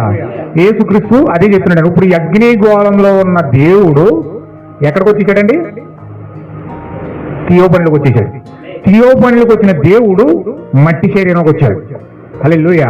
ఇప్పుడు మట్టి శరీరంలోకి వచ్చి ఆయన ఏం చేస్తున్నాడంటే వాక్యాన్ని బయలుపరుస్తున్నాడు. ఇప్పుడు యేసుక్రీస్తు అందుకే తండ్రిని అందుకే సిలువలోకి వెళ్ళినప్పుడు కూడా తండ్రి నా ఆత్మ నీకు అప్పగిస్తున్నాను అన్నాడు. హల్లెలూయా.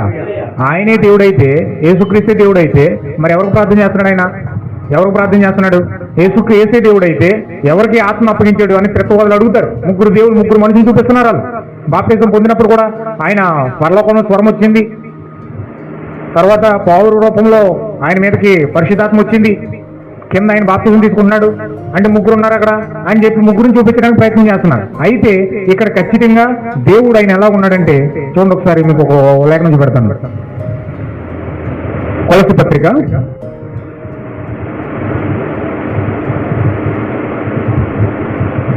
2:9.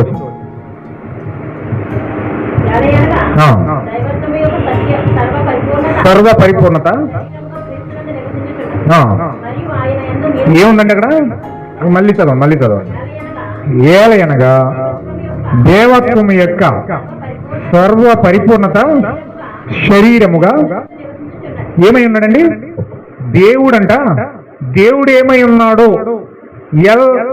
ఎలోహిముగా ఉన్న దేవుడంతయు కూడా ఆయన ఏమై ఉన్నాడు? సర్వస్వం అంతయు కూడా ఎక్కడ కుమరించుకున్నాడంటే శరీరముగా క్రీస్తులో కుమరించుకున్నాడు. హల్లెలూయా. అంటే పరలోకంలో ఉన్న దేవుడు అంతయు కూడా, అగ్నిగోళంలో ఉన్న దేవుడు అంతయు కూడా ఎక్కడ కుమరించుకుని భూమి మీదకి వచ్చాడు? క్రీస్తులో కుమరించుకుని భూమి మీదకి వచ్చాడు. యెరూషలేములో ఆ ఎలోహు దేవుడు యెరూషలేము వీధిలో తిరుగుతున్నాడు. ఆ ఆది దేవుడు, ఎటర్నటి దేవుడు యెరూషలేములో తిరుగుతున్నాడు. పశువుల పాకలో కూర్చుని ఏడుస్తున్నాడు. ఆ కార్యాలన్నీ జరుగుతున్నప్పుడు యూదులందరూ కూడా యేసుక్రీస్తుని చూసి వాళ్ళు అపార్థం చేసుకున్నారు. నన్ను నమ్మొద్దు, కనీసం ఈ క్రియలు చూసైనా నమ్మండి అయ్యా అంటున్నాడు యేసుక్రీస్తు. నన్ను నమ్మకపోయినా పర్లేదు. యేసుక్రీస్తుని ఏమన్నా కార్యాలన్నీ చేస్తుంటే చూడండి ఒకసారి, అది చదివి నేను ముగిస్తాను జాగ్రత్తగా. యోహాను సువార్త 10వ అధ్యాయము 8వ అధ్యాయం 21 నుంచి క్లియర్గా చదవండి. ఒక్కొక్క ప్రతి లేఖనం చదవాలి. అది యోహాను సువార్త 8:20. మరి ఒకప్పుడు ఆయన, నేను వెళ్ళిపోవచ్చున్నాను, మీరు నన్ను వెతుకుదురు గాని మీ పాపంలోనే ఉండి చనిపోదురు, నేను వెళ్ళి చోటుకి మీరు రాలేరని వారితో చెప్పాను. అందుకు యూదులు, నేను వెళ్ళి చోటుకి మీరు రాలేరని ఈయన చెప్పుచున్నాడే, తన్ను తానే చంపుకొనునా అని చెప్పుకొని చుండేది. అప్పుడు ఆయన, నేను పైనుండి వాడును, మీరు ఈ లోక సంబంధులు, నేను ఈ లోక సంబంధులు కాను, కాగా మీ పాపములోనే ఉండి మీరు చనిపోదురని మీరు చెప్పుకుని నేను ఆయనని మీరు విశ్వసించిన ఎడల చెప్పాను. మళ్ళీ అడుగుతున్నారు, నేనే ఆయనని మీరు విశ్వసించకపోతే మీ పాపంలోనే చచ్చిపోతారు అన్నాడు ఆయన. మళ్ళీ ఆ మాట అన్న తర్వాత కూడా మళ్ళీ అడుగుతున్నారు వీళ్ళు, ఏమని? నువ్వెవరో నాకులాగా తిప్పలు పడి ఉంటాడు పాపం ఆయన. 10 సార్లు చెప్పి అలసిపోయి ఎన్నిసార్లు చెప్పిన అర్థం కావట్లేదు వాళ్ళకి. హల్లెలూయా. చెప్పండి. యేసు వారితో, మొదటి నుండి నేను మీతో ఎవడనని చెప్పుచుంటినో వాడినే మిమ్మును గూర్చి చెప్పుటకు, తీర్పు తీర్చుటకు చాలా సంగతులు నాకు కలవు గాని నన్ను పంపినవాడు సత్యవంతుడు, నేను ఆయన యొద్ద వినిన సంగతులే లోకమునకు బోధించుతున్నానని చెప్పాను. ఏం లేదు, ఇంకా అర్థం కాలేదు వాళ్ళకి, ఇంకా తెలుసుకోలేకపోతున్నారు. తండ్రి కోసమే ఆయన చెప్తున్నాడు అన్న సంగతి వాళ్ళకి అర్థం కావట్లేదు. వాళ్ళకి ఎన్నిసార్లు వివరించినా మళ్ళీ మాత్రం వచ్చేస్తున్నారు.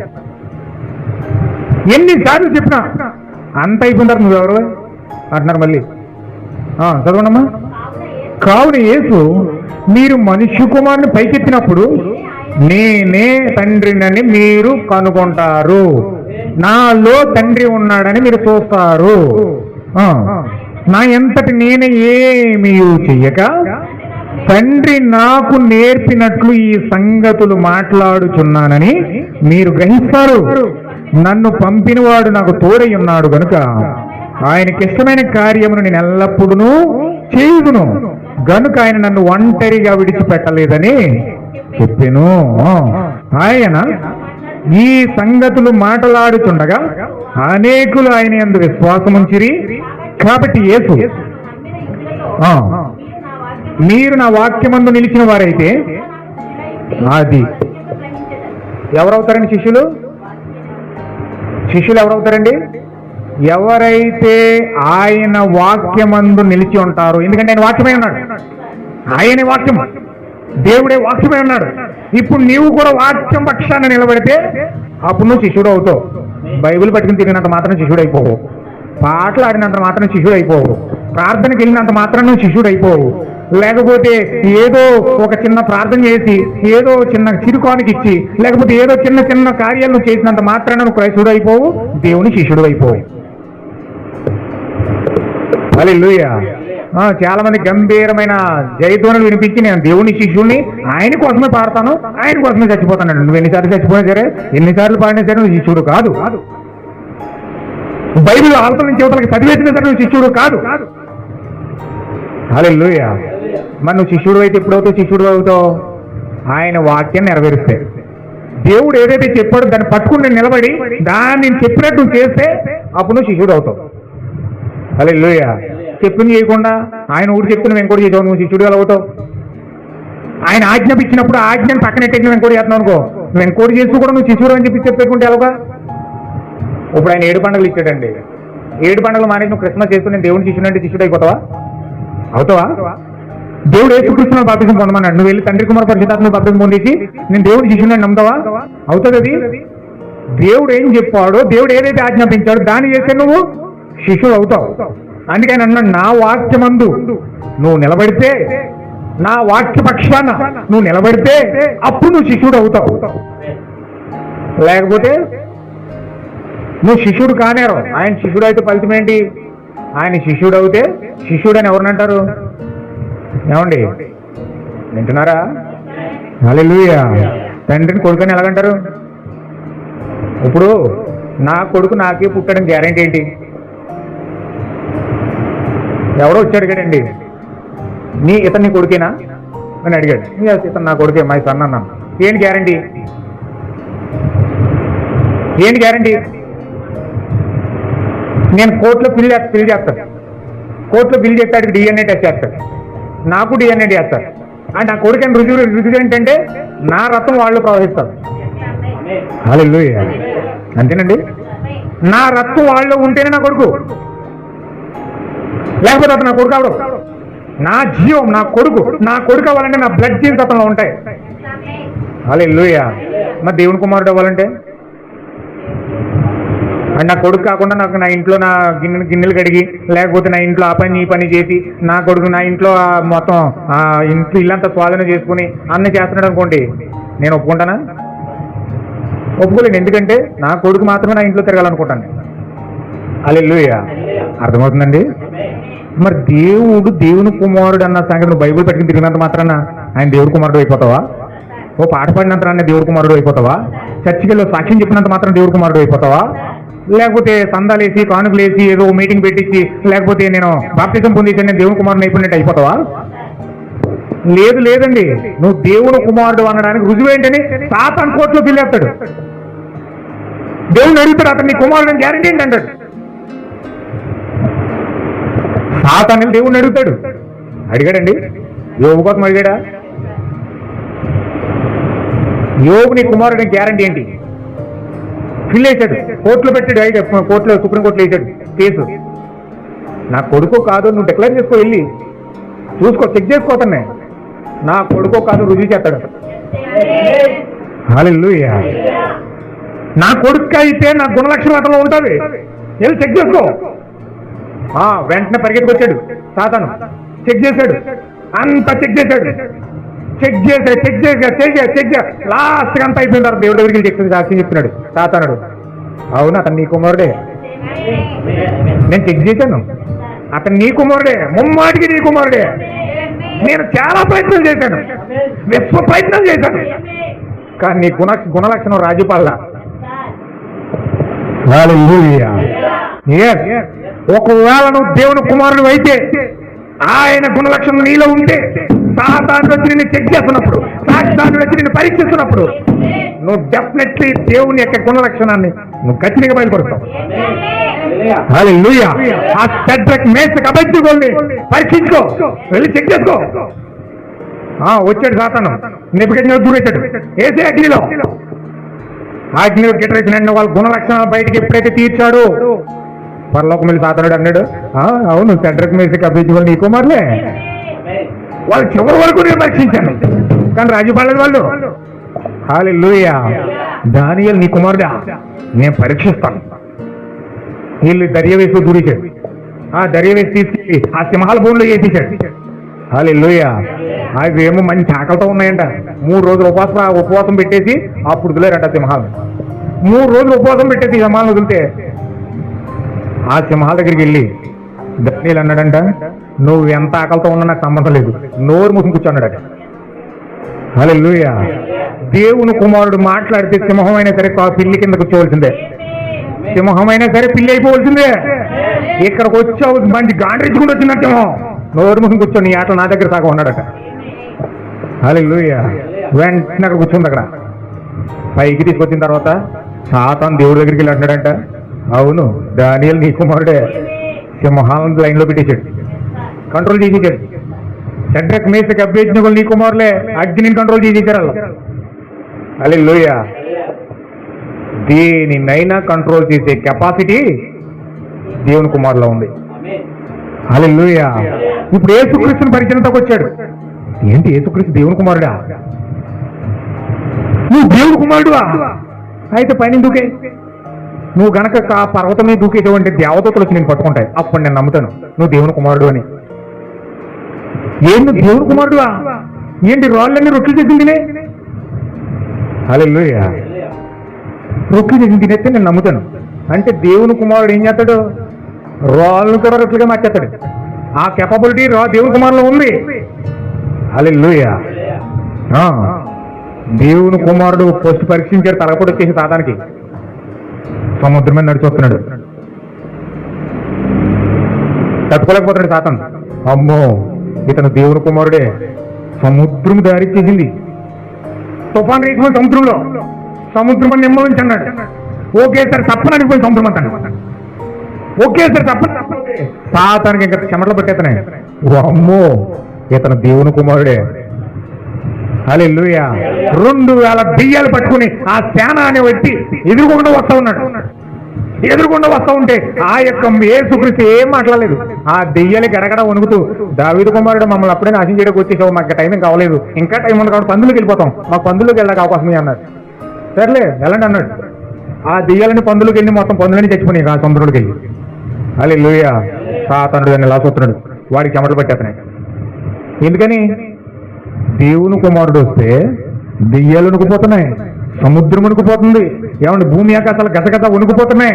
కుష్ఠరోగం పట్టుకుని మంచి ఆ దేవుడి దగ్గర దేవుని కుమారుడు దగ్గర వస్తుంటే కుష్ఠరోగం నిలబడతలేదు, వ్యాధిగ్రస్తులు వస్తుంటే వ్యాధిగ్రస్తులు నిలబడట్లేదు, చచ్చిపోయిన వస్తుంటే లేచి వెళ్ళిపోతున్నారు.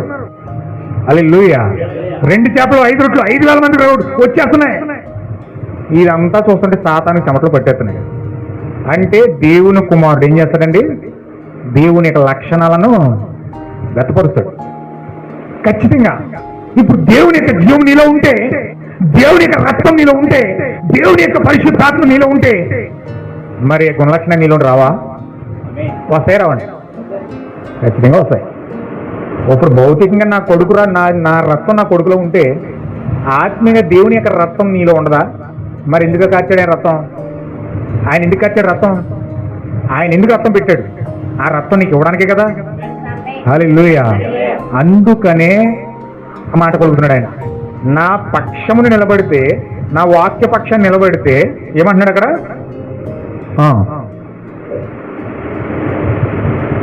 సువార్త 8వ అధ్యాయం 31వ వచనం. కాబట్టి యేసు తను నమ్మిన యూదులతో మీరు నా వాక్యమందు నిలిచిన వారైతే ఇది అన్నమాట. నువ్వు శిష్యరికం పొందుకోవాలంటే, నువ్వు శిష్యురాలు అవ్వాలంటే, శిష్యుడు అవ్వాలంటే ఆయన వాక్యపక్షాన్ని నిలబడాలి. ఆ వాక్యం నీలోకి రావాలి. లాస్ట్ వీక్ చెప్పాను, ఒక పేషెంట్కి రోగం తగ్గాలంటే ఏం చేయాలి? ఒక పేషెంట్కి రోగం తగ్గాలంటే ఏం చేయాలి? మెడిసిన్ లోపలికి వెళ్ళాలి. మెడిసిన్ లోపలికి వెళ్తేనే రోగం తగ్గుతుంది. ఒక వ్యక్తి క్రీస్తులో మారాలంటే వాక్యం లోపలికి వెళ్ళాలి. వాక్యం లోపలికి వెళ్లకుండా ఒక వ్యక్తిలో దెయ్యాలు పోవు, రోగాలు పోవు, అసహనం పోదు, భేదాలు పోవు, తాపాలు పోవు, ఏమి పోవు. ఎప్పుడు నీ బతుకు అలాగే ఉంటుంది. పుట్టినట్టు మొదలుకొని చచ్చిపోయేవారు నీ బతుకు అలాగే ఉంటుంది. నీ జీవితంలో ఏ మార్పు ఉండదు. నేను చర్చికి వెళ్తున్నాను కదా, నా జీవితంలో ఏం మారట్లేదు. నేను చర్చికి వెళ్తున్నాను కదా, బుద్ధి ఏం మారట్లేదు. నేను చర్చికి వెళ్తున్నాను కదా, నా స్వభావం ఏం మారట్లేదు. ఏం మారదు. నువ్వు వాక్యం నీలోకి వెళ్లకుండా, ప్రత్యక్షత నీలోకి రాకుండా, నీకు ఏ బుద్ధి మారదు, ఏ స్వభావం మారదు. నీ బతుకు ఎక్కడ పడ్డ గొంగలు అక్కడ అలాగే ఉంటుంది. నువ్వు ప్రార్థనకి వెళ్తా ఉంటావు, చర్చికి వెళ్తా ఉంటావు, ప్రార్థన చేస్తూ ఉంటావు. నీ బుద్ధి అంతా కూడా అలాగే ఉంటుంది. హల్లెలూయా. అందుకే ఖచ్చితంగా మీరు వాక్య పక్షాన నిలబడితేనే నీవు శిష్యుడు అవుతావు. వాక్యం నీలోకి వస్తేనే నువ్వు శిష్యురాలు అవుతావు, శిష్యుడు అవుతావు. Okay, right. చదవండి. సత్యం గ్రహిస్తారు, అప్పుడు సత్యం మిమ్మల్ని స్వతంత్రులుగా చేస్తుంది. సత్యం మిమ్మల్ని స్వతంత్రులుగా చేస్తుంది. పాపము నుండి స్వతంత్రులుగా చేస్తుంది. శాపము నుండి స్వతంత్రులు అవుతారు. రోగము నుండి స్వతంత్రులు అవుతారు. దెయ్యాల నుండి స్వతంత్రులు అవుతారు. ప్రతి దాని నుండి కూడా మీరు స్వతంత్రులు అవుతారు. ఎప్పుడు? వాక్యం నీలోకి వచ్చినప్పుడు, ప్రత్యక్షత నీలోకి వచ్చినప్పుడు, జీవం నీలోకి వచ్చినప్పుడు. దెయ్యం నిన్ను పట్టుకున్న వదిలేస్తుంది. రోగం నిన్ను పట్టుకున్న వదిలేస్తుంది. శాపం నిన్ను పట్టుకున్న వదిలేస్తుంది.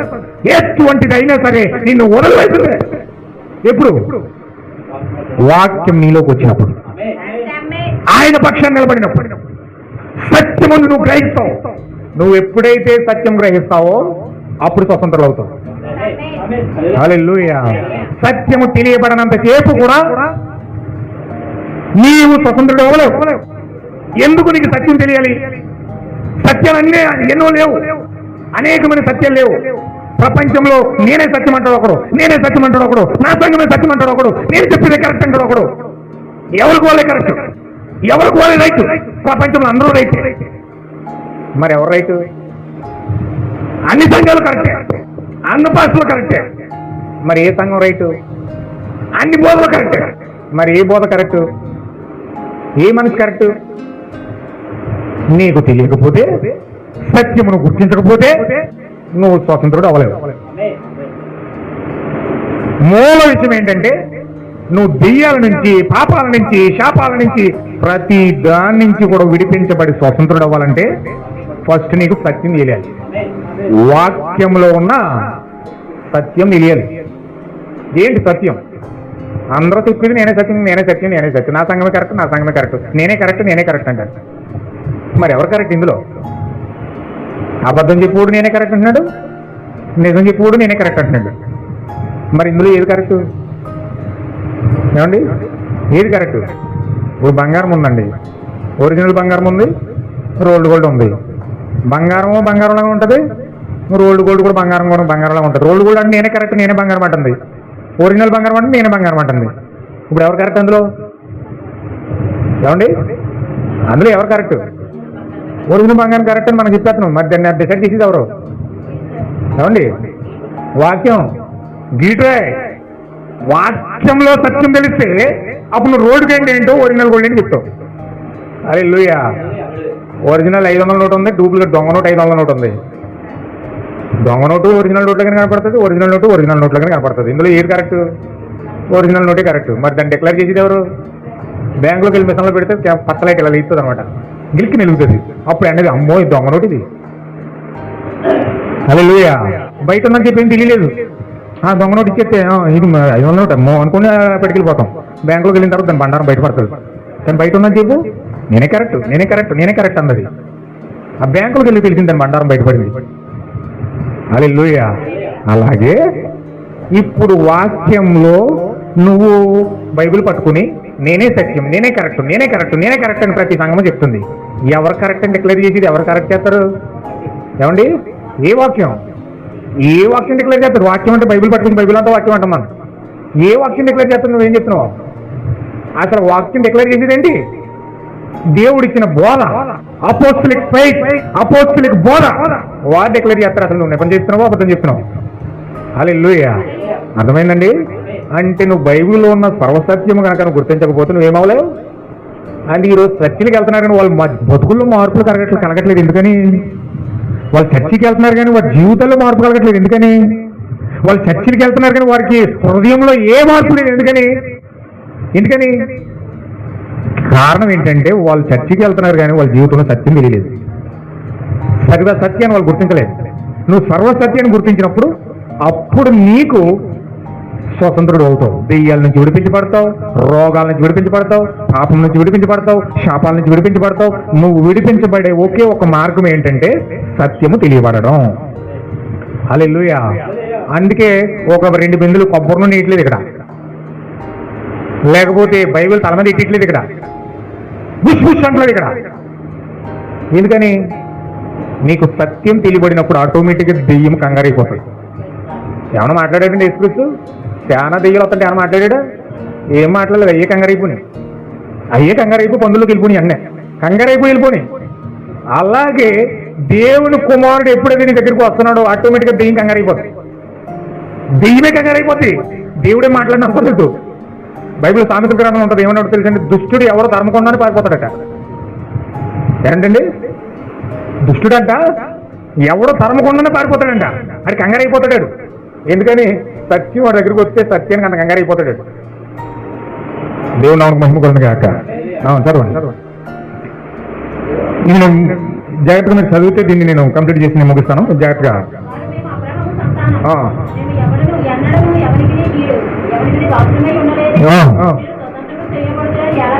వీళ్ళ మాటలు చూడండి, క్రైస్తవుల మాటలు చూడండి. ఆ రోజు పరిశీలి ఇలా మాట్లాడుతున్నారనమాట.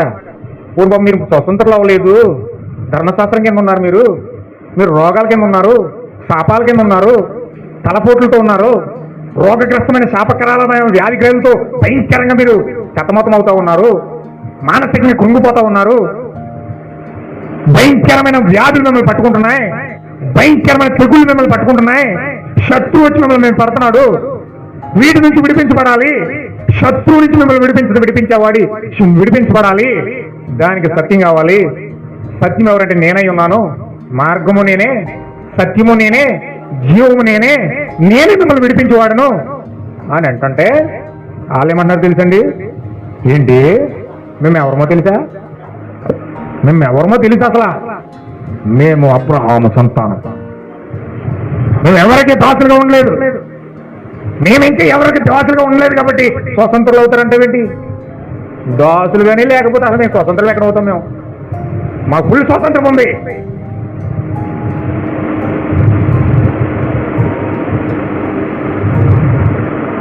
ఓరి భ్రష్టుడా, నీకు అర్థమవుతే ఏది దాస్యత్వము నీకు అర్థమవుతే అసలు దాస్యత్వం కింద బయటికి రావడానికి ప్రయత్నం చేస్తావు. ఈరోజు దాస్యత్వం చేస్తున్నారు. జీడిఎంకి దాసులు అయిపోయారు, మెథడిస్ట్ దాసులు అయిపోయారు, పెంతుకొస్తు దాసులు అయిపోయారు, మెథడిస్ట్ దాసులు అయిపోయారు, సెవెంత్ డే దాసులు అయిపోయారు, సంఘాలకు దాసులు అయిపోతున్నారు, మనుషులకు దాసులు అయిపోతున్నారు. ఈరోజు మనుషులకు దాసులు అయిపోతున్నారు తప్ప సాతానుకు ఏ విధంగా దాసులైపోయారు వీళ్ళు? రోగాలకు దాసులైపోయారు, డబ్బుకు దాసులైపోయారు, హల్లెలూయా, మందుకు దాసులైపోయారు, పేకాటలకు దాసులైపోయారు, జూతాలకు దాసులైపోయారు, వ్యభిచారాలకు దాసులైపోయారు. ఏ దాసులైపోయి భయంకరమైన కార్యాలను జీవితంలో పెట్టుకొని వీళ్ళేం మాట్లాడుతున్నారు? మేము స్వతంత్రులు, మేము దేని దాసత్వం కింద ఉన్నాం, మేము ఏ పాపం చేద్దాం, మేము దేవుడి పిల్లలు, అబ్రహాం పిల్లలు. సిగ్గులేకపోతే మొక్కలకి. హల్లెలూయా, దేవుడు నాకు మహిమ కలుగును గాక. దేని దాసులయ్యారు? జీవితంలో జరుగుతున్నాయేమో భ్రష్ట కార్యాలు, గర్వానికి దాసులైపోయారు, అసూయకి దాసులైపోయారు, భేదాభిప్రాయాలకు దాసులైపోయారు, ద్వేషిస్తూ ఉన్నారు మనుషుల్ని, ప్రేమించలేని తత్వం, అబద్ధాలు దాసులైపోయారు, స్వార్థపూరితమైన జీవితాలు దాసులైపోయారు. ఇలాంటి జీవితాలు దాసులైపోయి మేము దేవుడి పిల్లలం, అబ్రహాము పిల్లలం, యేసు క్రీస్తుకి క్వశ్చన్లు వేస్తున్నారు వీళ్ళు. యేసుక్రీస్తుకి క్వశ్చన్ వేస్తున్నారు వీళ్ళు. మేము దేనికి దోషులమయ్యా? మేము అపరాధులలో మేము ఎవరికి దోషులమని చెప్పు. రుజువు చేయి. ఎవరిని సత్యం తీసుకొచ్చినాడు. సత్యమైన యేసుక్రీస్తు వచ్చి నేను సత్యం ఇవ్వడానికి వచ్చానయ్యా, ఆ సత్యం మిమ్మల్ని ఇచ్చి మిమ్మల్ని స్వతంత్రం చేయడానికి వచ్చానయ్యా అంటే వీళ్ళు అడిగే ప్రశ్నలండి ఎంత భ్రష్టత్వం కలిగి ఉన్నారు చూడండి. వీళ్ళు పాపములో ఉండి పాపాన్ని విడిపించడానికి ఇష్టపడడానికి బదులుగా, ఆ గర్వంలో నుంచి బయటికి రావడానికి ఇష్టపడడానికి బదులుగా, పాపమును ఒప్పుకొని దేవుని యొక్క సత్యాన్ని వారి జీవితాలు పొందుకోవడానికి బదులుగా రకరకాల మనుషులకు బానిసలైపోయి, రకరకాల సంఘాలకు బానిసలైపోయి, అసూయ, ద్వేషము, కపటము, సుఖ దుఃఖాలకి బానిసలైపోయి, సుఖాలకు అలవాటు పడిపోయి, దేవుని కంటే ఎక్కువ సుఖానుభవాన్ని ఆశించి వీళ్ళు పలికే మాటలు ఏంటండి? మేము బాప్తిజం పొందేశామండి, మేము క్రైస్తవులమండి, మేము పరిశుద్ధులమండి, మేము అలాంటి మేము వెళ్ళండి, మేము పాటలు పాడతామండి, మేము అది చేస్తామండి, ఇది చేస్తామండి. ఎన్ని కల్పనా కథలు చెప్తారంటే మాటల్లో పేదాల మీద తప్పులు ఉంటారు, కానీ వారి జీవితాల్లో సత్యం లేదు. వారి జీవితంలో సత్యం లేదండి. వారి జీవితంలో సత్యం ఉంటే ఆ సత్యము వారి జీవితంలో కనబడుతుందండి, తీసుకొస్తుందండి. హల్లెలూయా. దేవుని నాకు మహిమ కలుగాక. చదవండి. అందుకు యేసు ఆయన ఖండించున్నాడు. ఆయన ఖండించండి ఇంకా ఒళ్ళు మండిపోతుంది. ఆయన ఖండించండి ఇంక ఒళ్ళు మండిపోతుంది. మేము పాపులమంటావా? మేము అబ్రహాం సంతానాన్ని పట్టుకుని పాపులంటావా? దాసులమంటావా? ఏమనుకుంటున్నావు అసలు నువ్వు? ఏమనుకుంటున్నావు? నీకేం ఒళ్ళు మండిపోతుంది. ఆయన ఏమంటున్నాడు? పాపం చేయవాడు ప్రతి ఒక్కడు పాపానికి దాసుడే. దాసుడు కాకపోతే నువ్వు పాపానికి దాసుడయ్యావు కాబట్టి ఈరోజు నాతో ఇలా మాట్లాడుతున్నావు. గర్వము పాపం కాదా? అసూయ పాపం కాదా? ద్వేషము పాపం కాదా? స్వార్థము పాపం కాదా? కపటము స్వార్థం పాపం కాదా? చెడు ఆలోచన, సుఖానుభవం, అబద్ధాలు, మోసాలు పాపాలు కావా? జీవాలు, పేకాట్లు, క్లబ్కి వెళ్ళి కూర్చోవడం, బ్రాండీ తాగడం, బిస్కీ తాగడం, సుఖానికి కలగడం అలవాటు పడిపోయి జీవితంలో భయంకరమైన కార్యాలు వెళ్ళబోతున్న నీవు పాపం కాదా? మరి ఎలాగా? పాప అంటే నువ్వు ఎందుకు ఒప్పుకోవట్లేదు? పాపి అంటే నువ్వు ఎందుకు ఒప్పుకోవట్లేదు? పాపం దేవుడు ప్రతి ఒక్కరు పాపానికే కదా దాసుడు. పాపం చేస్తూ కూడా నువ్వు ఎలా పరిశుద్ధులు అని చెప్పుకుంటా ఉన్నావు. హల్లెలూయా. దేవుని నాకు మహిమ కలుగును గాక. దాసుడు ఎల్లప్పుడు నువ్వు నివాసం చేయను ఎడలా ముందురు తెలియను.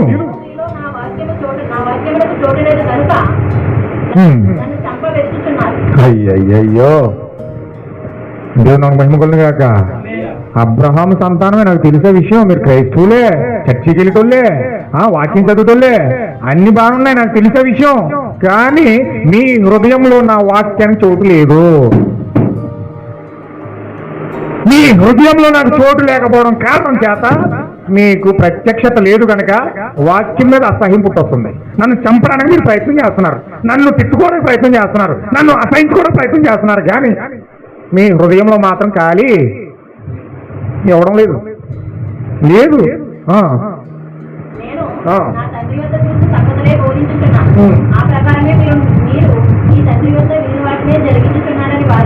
చెప్పాను. మా తండ్రి మాట్లాడితే అబ్రహం దగ్గరికి వెళ్ళిపోతున్నారు. మాట్లాడితే బైబిల్ దగ్గరికి వచ్చేస్తారు. ఒక వ్యక్తి మాట్లాడితే బైబిల్ ఎట్టేసుకుంటాడు, మాట్లాడితే బైబిల్ చదివేస్తాడు, మాట్లాడితే బైబిల్ వచ్చే దగ్గరికి చేస్తాడు.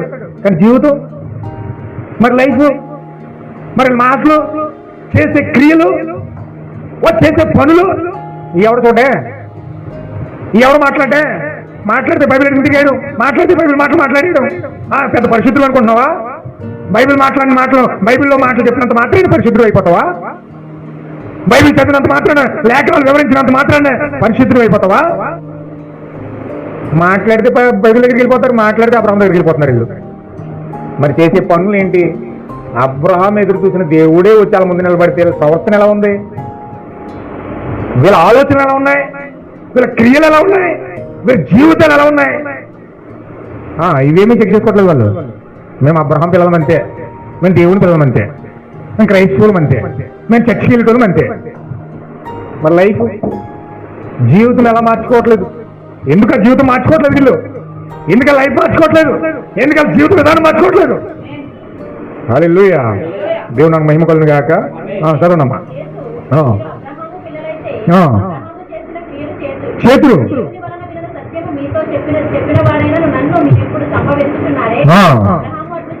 మీరు ఎలా మాట్లాడుతున్నా చూడండి. నేను వాక్యమే మాట్లాడుతున్నానా? హల్లెలూయా, వాక్యమే మాట్లాడుతున్నానండి. ఇక్కడ ఏం మాట్లాడుతున్నా చూడండి. ఆయన మాట్లాడి వివరిస్తే ఎలా ఉన్నాయో చూడండి. మీరు అబ్రహాము పిల్లలైతే అబ్రహాం చేసిన క్రియలు చేస్తారు కదయ్యా. అబ్రహాం ఎలా ఉన్నాడు? చర్చిలో కాళ్ళు ఒప్పుకుంటూ కూర్చోలేదు. చర్చిలో ఎలా ఉన్నాడు? దేవుడు వస్తుంటే సాష్టాంగ నమస్కారం చేసి దేవుని పాదాల ముద్దు పెట్టుకుని ఎంత భయముతో భక్తితో ఎంతలా గోజాడాలో అలా గోజాడి, అయ్యా నా గృహంలోకి రండి అయ్యా, భోజనం చేయండి అయ్యా, భోజనం చేయకుండా మీరు వెళ్ళొద్దయ్యా, మీరేంటో నాకు తెలుసుంది, ఎలోహిం దేవుడే సాక్షాత్తుగా గృహంలోకి వచ్చాడు, అయ్యా రండి భోజనం చేసి వెళ్ళరు కానీ, భోజనం చేసి వెళ్ళరు కానీ అని పాదాలను గోజాడి గోజాడి గోజాడి ఇంట్లోకి తీసుకెళ్ళి గొప్ప ఇంట్లోకి పరిగెట్టి భార్యతో చెప్పాడు, అమ్మా దేవుని యొక్క ఎలోహిం మన గృహంలోకి వచ్చాడు, దేవుడు వచ్చాడు మన గృహంలోకి, నువ్వు లేకదో నువ్వు బాగు చేయి, ఆ యొక్క మాంసాన్ని రెడీ చేయి, ఆ యొక్క రొట్టెలు రెడీ చేయి, ఆ వెన్న పాలు రెడీ చేయి, అన్ని రెడీ చేసి పట్టిరా, నేను ఆయనతో మాట్లాడుతుంటాను, నా దేవుడు అక్కడ భోజనం చేసి వెళ్తాడని మొత్తం కళ తిరిగి కంగారైపోయి ఆ యొక్క సన్నిధిని ఆస్వాదించడానికి ఎంత భయముతో భక్తితో దేవుడు వెతుకాడు తెలుసండి. వీళ్ళు ఏం చేస్తున్నారు? ఇక్కడ వీళ్ళు ఏం చేస్తున్నారు? గుండెలు చాచుకుని రొమ్ము విదుల్చుకుని మేము అబ్రహాం పిల్లలం అంటున్నారు కానీ ఆయనే సాక్షాత్తు ఎలోహిం వాళ్ళ మధ్యలో దిగొస్తే వీళ్ళ యొక్క జీవితాలు ఎలా ఉన్నాయి చూడండి. ఎంత గర్విష్ఠులు అయిపోయారు చూడండి. ఎంత భయంకరమైన ఆ గర్వాంధికులు అయిపోయి రొమ్ము చాచుకొని ఆయనతో మాట్లాడడానికి ఇష్టపడుతున్నారు వీళ్ళు. హల్లెలూయా. అబ్రహాము సంతానం అని నాకు తెలుసు. అబ్రహాము నేను వెళ్తే అలా చేయలేదు. అబ్రహాము పిల్లలైతే మీరు అబ్రహాం చేసిన క్రియలే చేస్తారు. దేవుని వలన వినిన సత్యం మీతో చెప్పిన వాడునైనా నన్ను మీరు ఇప్పుడు సంపవెతుకుచున్నారే, అబ్రహాం అట్లు చేయలేదు, మీరు మీ తండ్రి క్రియలే చేయించున్నారు కానీ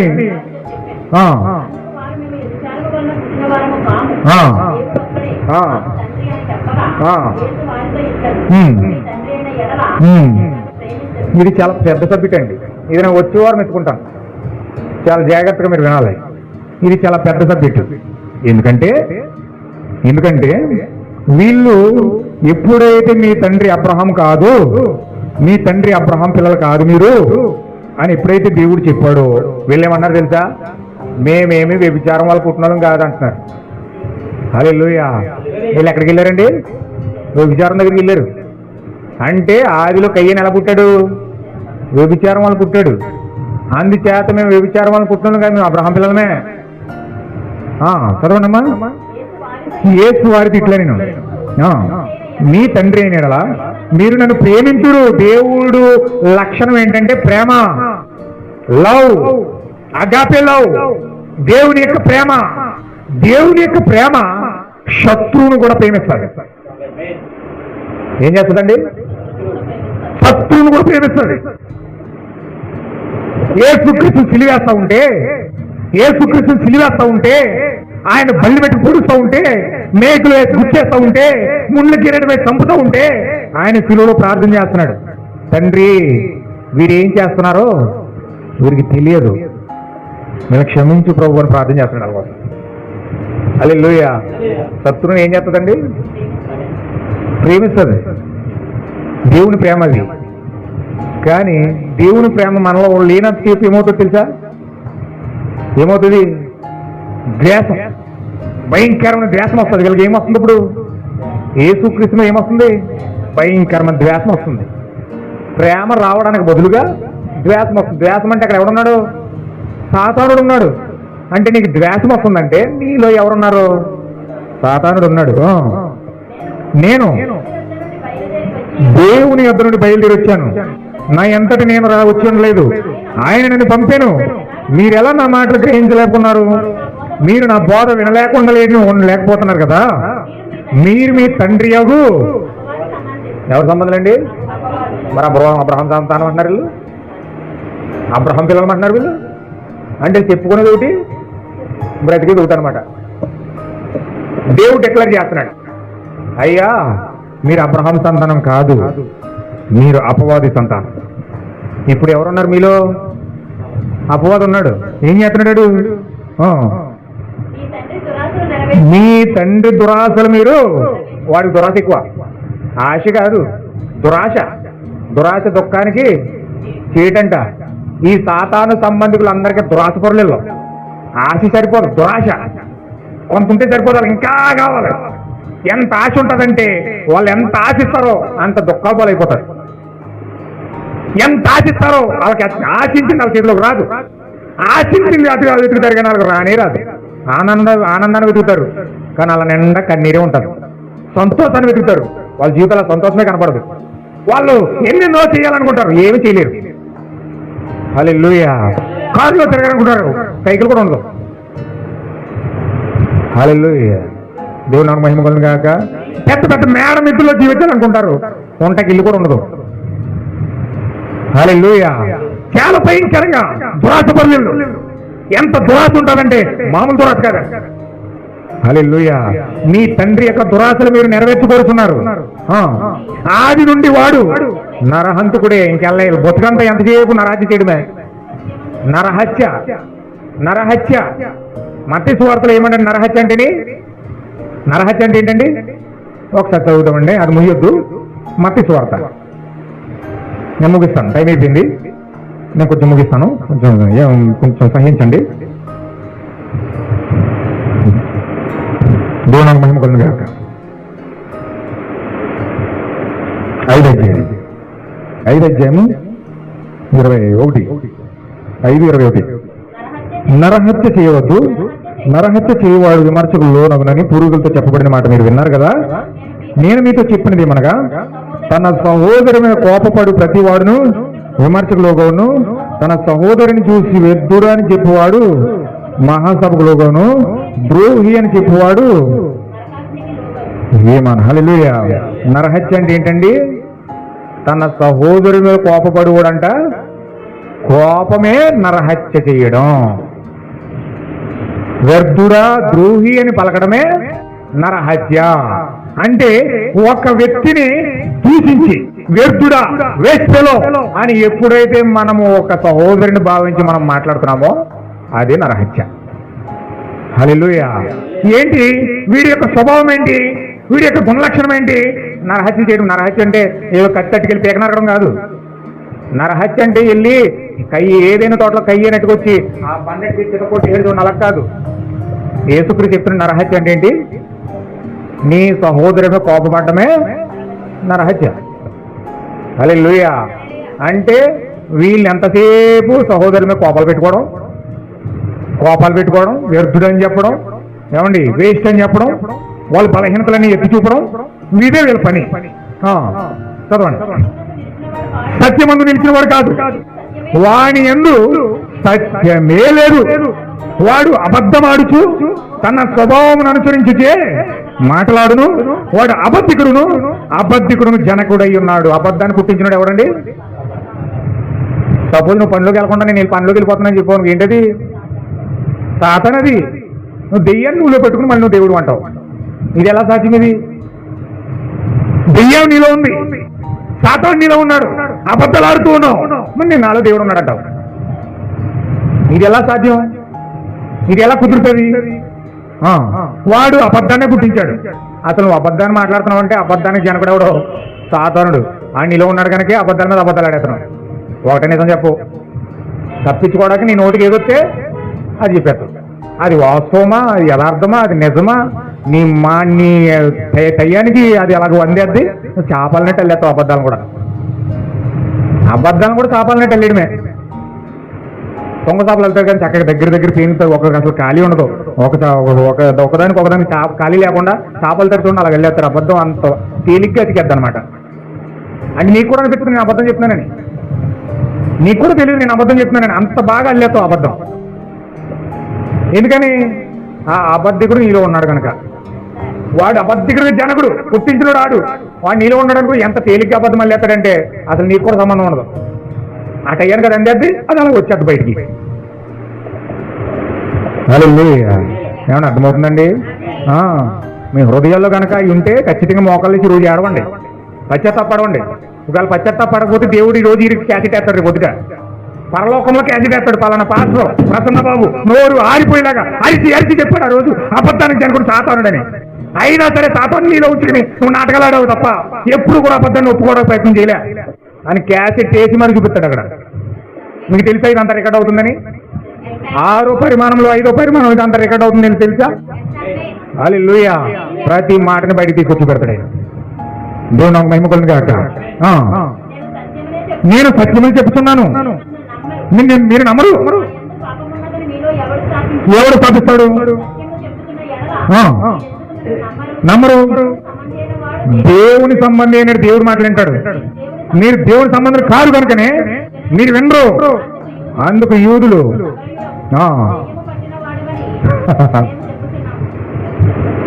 ఈ మాటలు చూసారా? ఏం చెప్పాడు? వాస్తవం చెప్పాడా అబద్ధం చెప్పాడా? ఏమండి, వాస్తవం చెప్పాడా అబద్ధం చెప్పాడా? సత్యవంతుడు సత్యమైన మాటలు పలికాడు. ఇవాళ ఒళ్ళు మట్టిపోయి ఉన్నది, నీకు దెయ్యం పట్టేసిందయ్యా, దెయ్యం పట్టేసి మాట్లాడుతావు నువ్వు దెయ్యాలు గడిపోతావు నువ్వు అని కోపం వచ్చేసి ఏం చెప్తున్నారు చూడండి.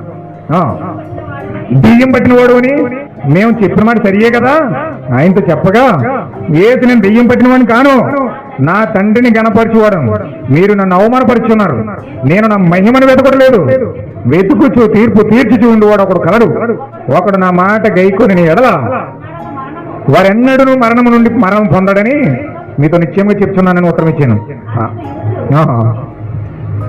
నువ్వు దెయ్యం పట్టిన వాడు అని ఇప్పుడు ఎరుగుదుము.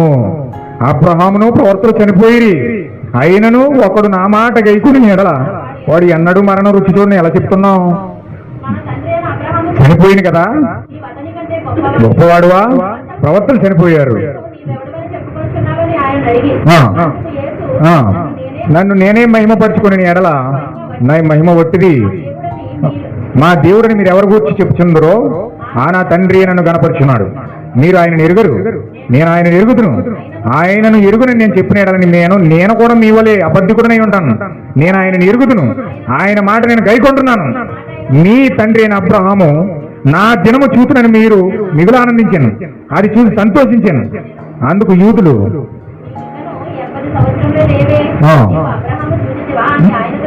చెప్పగా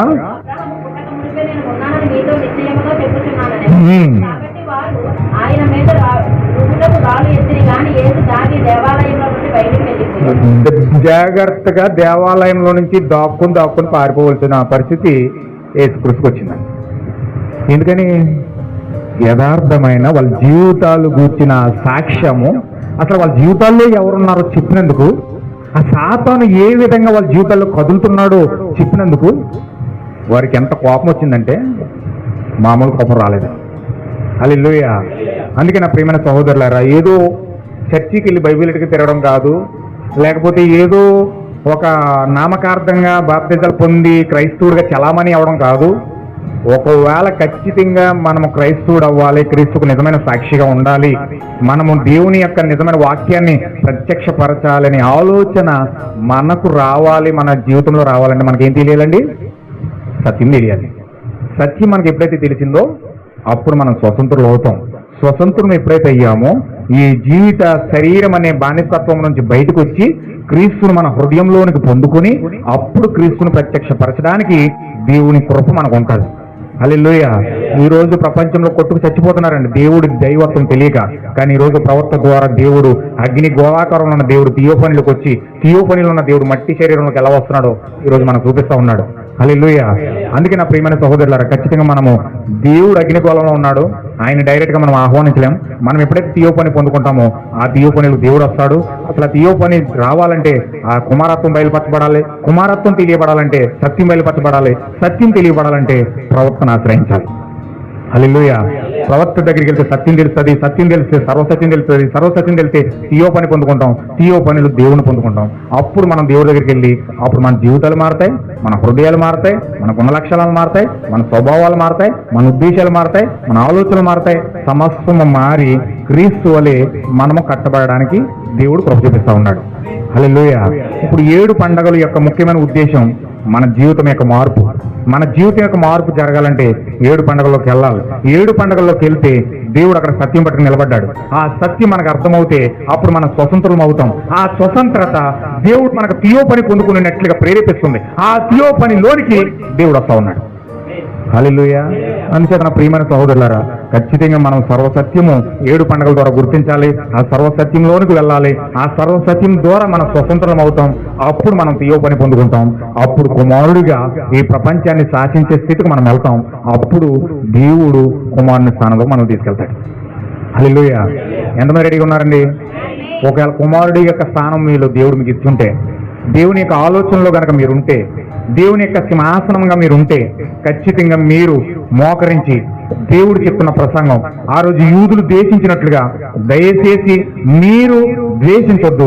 ఆ రోజు యూదులు త్రోసివేసినట్లుగా మీరు త్రోసివేయొద్దు. అబద్ధ జనకుడు మనలో ఉంటే ఖచ్చితంగా మనం ఒప్పుకొని ఆ జనకుడు బయటకు పోయే వరకు, మనం విడుదల పొందుకునే వరకు, సత్యం మనం పొందుకునే వరకు, స్వతంత్రం అయ్యే వరకు మనం దేవుడి సన్నిధిలో పోరాడదాం, ప్రార్థిద్దాం. దేవుని సన్నిధిలో విజయం పొందుకుని దెయ్యాల నుంచి, పాపాల నుంచి, రోగాల నుంచి, శాపాల నుంచి, దెయ్యం యొక్క కబంధ హస్తాల నుంచి, సాతాను యొక్క కబంధ హస్తాల నుంచి మనం పూర్తిగా విడిపించబడి స్వతంత్రం అవుదాం. దేవుడు మనలందరినీ కూడా దీవించును గాక. ఆమేన్. ప్రార్థించేద్దాం. ఎంతమంది అయితే నిజంగా స్వతంత్రులు అవ్వాలని, దేవుని సన్నిధిలో స్వతంత్రులు అవ్వాలని, బానిసత్వం నుంచి విడిపించబడాలని, దెయ్యాల నుంచి విడిపించబడాలని, రోగాల నుంచి విడిపించబడాలని ఎంతమంది అయితే దేవుని సన్నిధిలో పోరాడి గోజాడి ప్రార్థించాలని ఆశపడతా ఉన్నారు, మోకరించండి. దేవుడి సన్నిధిలో మోకరించండి. మీ 2 చేతులు పైకెత్తండి. మీ హృదయం దేవుడికి ఇవ్వండి, మీ మనసు దేవుడికి ఇవ్వండి.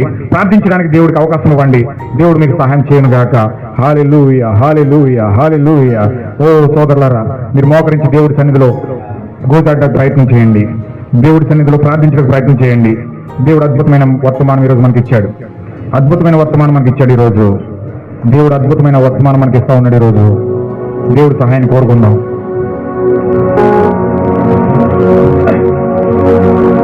యూదుల వలె మనం ఎదురు పోరాటం చేయొద్దు. దేవుడు వచ్చి సర్వసత్యాన్ని బయలుపరుస్తూ ఉంటే, తండ్రి యొక్క ఆత్మను బయలుపరచడానికి కుమారుడికి వస్తే కుమారత్వాన్ని, దైవత్వాన్ని పరిశుద్ధాత్మ రూపంలో దేవుడు బయలుపరుస్తూ ఉంటే, ఆ రోజు గుడ్డి చూడలేని గుడ్డి పరిచయులు దేవుడి మీద ఎదురుదాడి చేశారు. నువ్వు దెయ్యానివి, దెయ్యానికి అధిపతివి, నువ్వు బెల్జెబూలువి అని రకరకాలుగా ఆయన మీద అపనిందలు వేసి, నిందలు వేసి తప్పించుకోవడానికి ప్రయత్నం చేశారు. కానీ వాళ్ళు ఏదో వాక్యం మాట్లాడి మా ప్రభావ పిల్లలము, మేము దేవుడి పిల్లలమని చెప్పుకోవడానికి ప్రయత్నం చేశారు. కానీ వారి జీవితాల్లో ఉన్న అబద్ధానికి జనకుడైన సాతాను విడిచిపెట్టుకోవడానికి వాళ్ళు ఇష్టపడలేదు. వాళ్ళు అబద్ధాన్ని తీసివేసుకోవడానికి ఇష్టపడలేదు. వాళ్ళు సోమరితనాన్ని తీసుకోవడానికి ఇష్టపడలేదు. వారి బద్ధకపు అలవాట్లు తీసుకోవడానికి ఇష్టపడలేదు. వారి గర్వాన్ని తీసుకోవడానికి ఇష్టపడలేదు. వారి దెయ్యాలు, శాపాలు, భయంకరమైన కార్యాలను వదులుకోవడానికి ఇష్టపడలేదండి. వాళ్ళు తప్పించుకోవడానికి ప్రయత్నం చేశారు. దేవుడి సన్నిధిలో వైదొలగడానికి ప్రయత్నం చేశారు. వాళ్ళే నీతిమంతులు, యేసుక్రీస్తు తప్పు అని చూపించడానికి ప్రయత్నం చేశారు. వాళ్ళు మేము నీతిమంతులమే, నువ్వే పాపివి. మేము పరిశుద్ధులమే, నువ్వే పరిశుద్ధులు కాదు. మేము యథార్థవంతులమే, నువ్వే యథార్థవంతుడు కాదు అన్నట్టుగా వాళ్ళు ప్రయత్నం చేశారు. కానీ సత్యము గుర్తించడానికి కానీ, వాళ్ళు స్వతంత్రులు అవ్వడానికి కానీ, దైవత్వాన్ని గుర్తించడానికి కానీ ఏమాత్రము ప్రయత్నం చేయలేదండి. నా ప్రియమైన సహోదరుడా, సహోదరి, ఈరోజు దేవుడు నీతో మాట్లాడాడు. నీ హృదయంతో మాట్లాడాడు ఆయన, నీ జీవితంతో మాట్లాడాడు ఆయన. నా ప్రియమైన సహోదరుడా, సహోదరి, ఎంత భయంకరంగా రోజు యూదులు తప్పిపోయారండి. తండ్రిని బయలుపరుస్తున్నాడు, కుమారుని బయలుపరుస్తున్నాడు, పరిశుద్ధాత్మను బయలుపరుస్తున్నాడు. పరిపూర్ణ దైవత్వాన్ని ఒక మనిషి రూపంలో యేసుక్రీస్తు బయలుపరుస్తుంటే ఆ రోజు ప్రజలు ఎదురు తిరిగి నువ్వు దెయ్యాను అంటున్నారు. వాళ్ళు పాపాన్ని విడిచిపెట్టడానికి బదులుగా వారి శాపాలు విడిచిపెట్టడానికి బదులుగా, వారి అలవాట్లు విడిచిపెట్టడానికి బదులుగా, వారి క్రియలు మార్చుకోవడానికి బదులుగా అబ్రహామును అడ్డు పెట్టుకుని బతుకుతున్నారు. కానీ అబ్రహాము క్రియలు వారు వ్యక్తపరచడం లేదు. ఈరోజు బైబిల్ అడ్డు పెట్టుకుని బతుకుతున్నారు. కానీ వారు దేవుని యొక్క కుమారత్వాన్ని కానీ దైవత్వాన్ని కానీ బయలుపరచడానికి ఇష్టపడట్లేదు సోదరులారా. కనీసం మీరైనా విన్న మీరైనా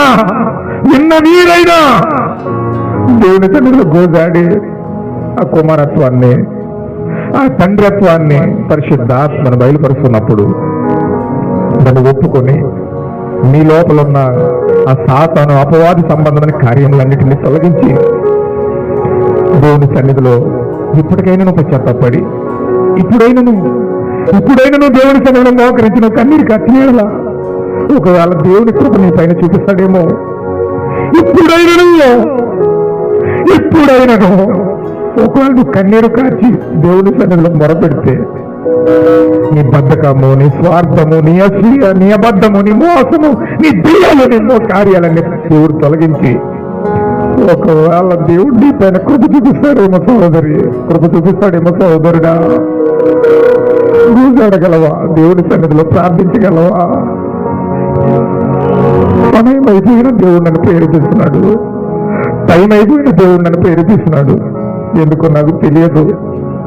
ఈ రోజు మన చివరి దినమేమో, ఈ రోజు మన ఆఖరి దినమేమో.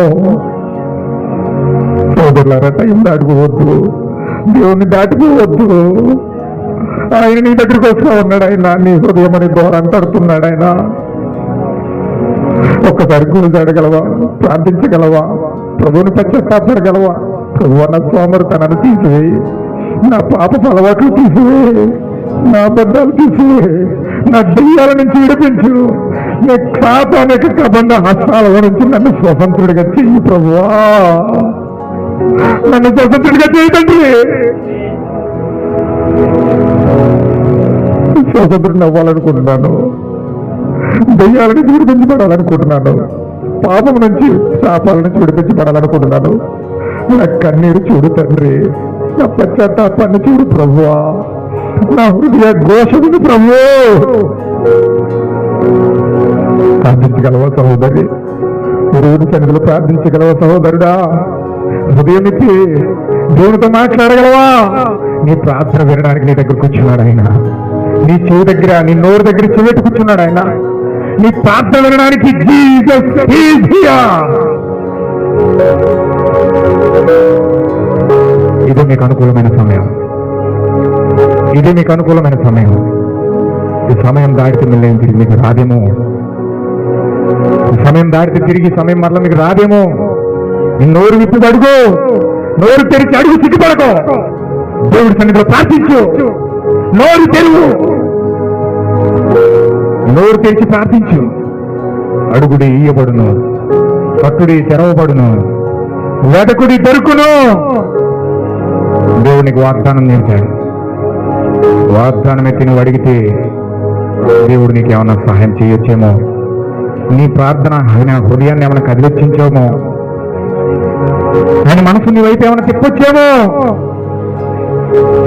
సహోదరుడా, ఆయన నీ వైపు చూస్తున్నప్పుడు నువ్వు మేలుకోగలవా? ఆయన నీ వైపు చూస్తున్నప్పుడు, నీ హృదయంలో ఉన్న కన్నీరు చూస్తున్నప్పుడు నువ్వు ఆయన గుర్తించగలుగుతున్నావా? Jesus is here. ఆయన ఇక్కడ ఉన్నాడు, ఆయన నన్ను నడిపిస్తున్నాడు, నీతో మాట్లాడమని చెప్తున్నాడు. ఆయన వాళ్ళు ప్రార్థించమని చెప్పు అంటున్నాడు అక్కడ. అందుకే నేను మాట్లాడగలుగుతున్నాను. ఇదే మీకు మిక్కిలి అనుకూలమైన సమయం, ఇదే మీకు రక్షణ దినం, ఇదే మీకు బందీలే నుంచి విడిపించబడే సమయం, ఇదే మీరు స్వతంత్రులనే సమయం. ఓ సహోదరుడా, సహోదరిని స్వతంత్రుడు అవ్వాలనుకుంటున్నావా? యేసుక్రీస్తు నామములో నీవు స్వతంత్రుడు అవుదుగాక. ఏ దినమందైనా సమాధాన సంబంధమైన సంగతులు తెలుసుకొనినా నీకెంతో మేలు సుమా. ఈ పొందేనా. ఓ సహోదర, సహోదరి, సహోదరుడా, అంత్యకాలంలో దేవుని యొక్క స్వరము, చివరి కాలంలో నీ జీవితానికి వినపడుతున్న చివరి స్వరము, పశ్చాత్తాపడి మారు మనసు పొంది దేవుని కృపను వేడుకుంటే, నిజముగా క్రీస్తులో నువ్వు స్వతంత్రుడు అవ్వాలని కోరుకుంటే, సత్యము సర్వసత్యము వెతుకు. సర్వసత్యము నువ్వు పొందుకున్నప్పుడు స్వతంత్రుడు అవుతున్నావు. నీ పాప శాప కార్యముల నుంచి విడిపించబడుతున్నావు. దెయ్యాల నుంచి, క్రూరత్వ కార్యాల నుంచి, శారీరమిక కార్యాల నుంచి విడిపించబడి పరిపూర్ణమైన స్వాతంత్ర్యము పొందుకొని తీయో పనులు అడుగు పెడతా ఉన్నావు. అప్పుడు దేవుడు నీలో అడుగు పెడతా ఉన్నాడు. ఆ దైవత్వాన్ని పొందుకోవాలంటే యు మస్ట్ బోర్న్ అగైన్. నువ్వు తప్పక తిరిగి జన్మించాలి. నువ్వు తప్పక తిరిగి జన్మించాలి. నువ్వు తప్పక తిరిగి పశ్చాత్తాపడాలి. నువ్వు తప్పక తిరిగి మారు మనసు పొందాలి. నువ్వు సర్వ సత్యము పొందుకొని స్వతంత్రుడు అవ్వాలి. దేవుడు నిన్ను, కుటుంబాన్ని సర్వమును స్వతంత్రులుగా చేయునుగాక.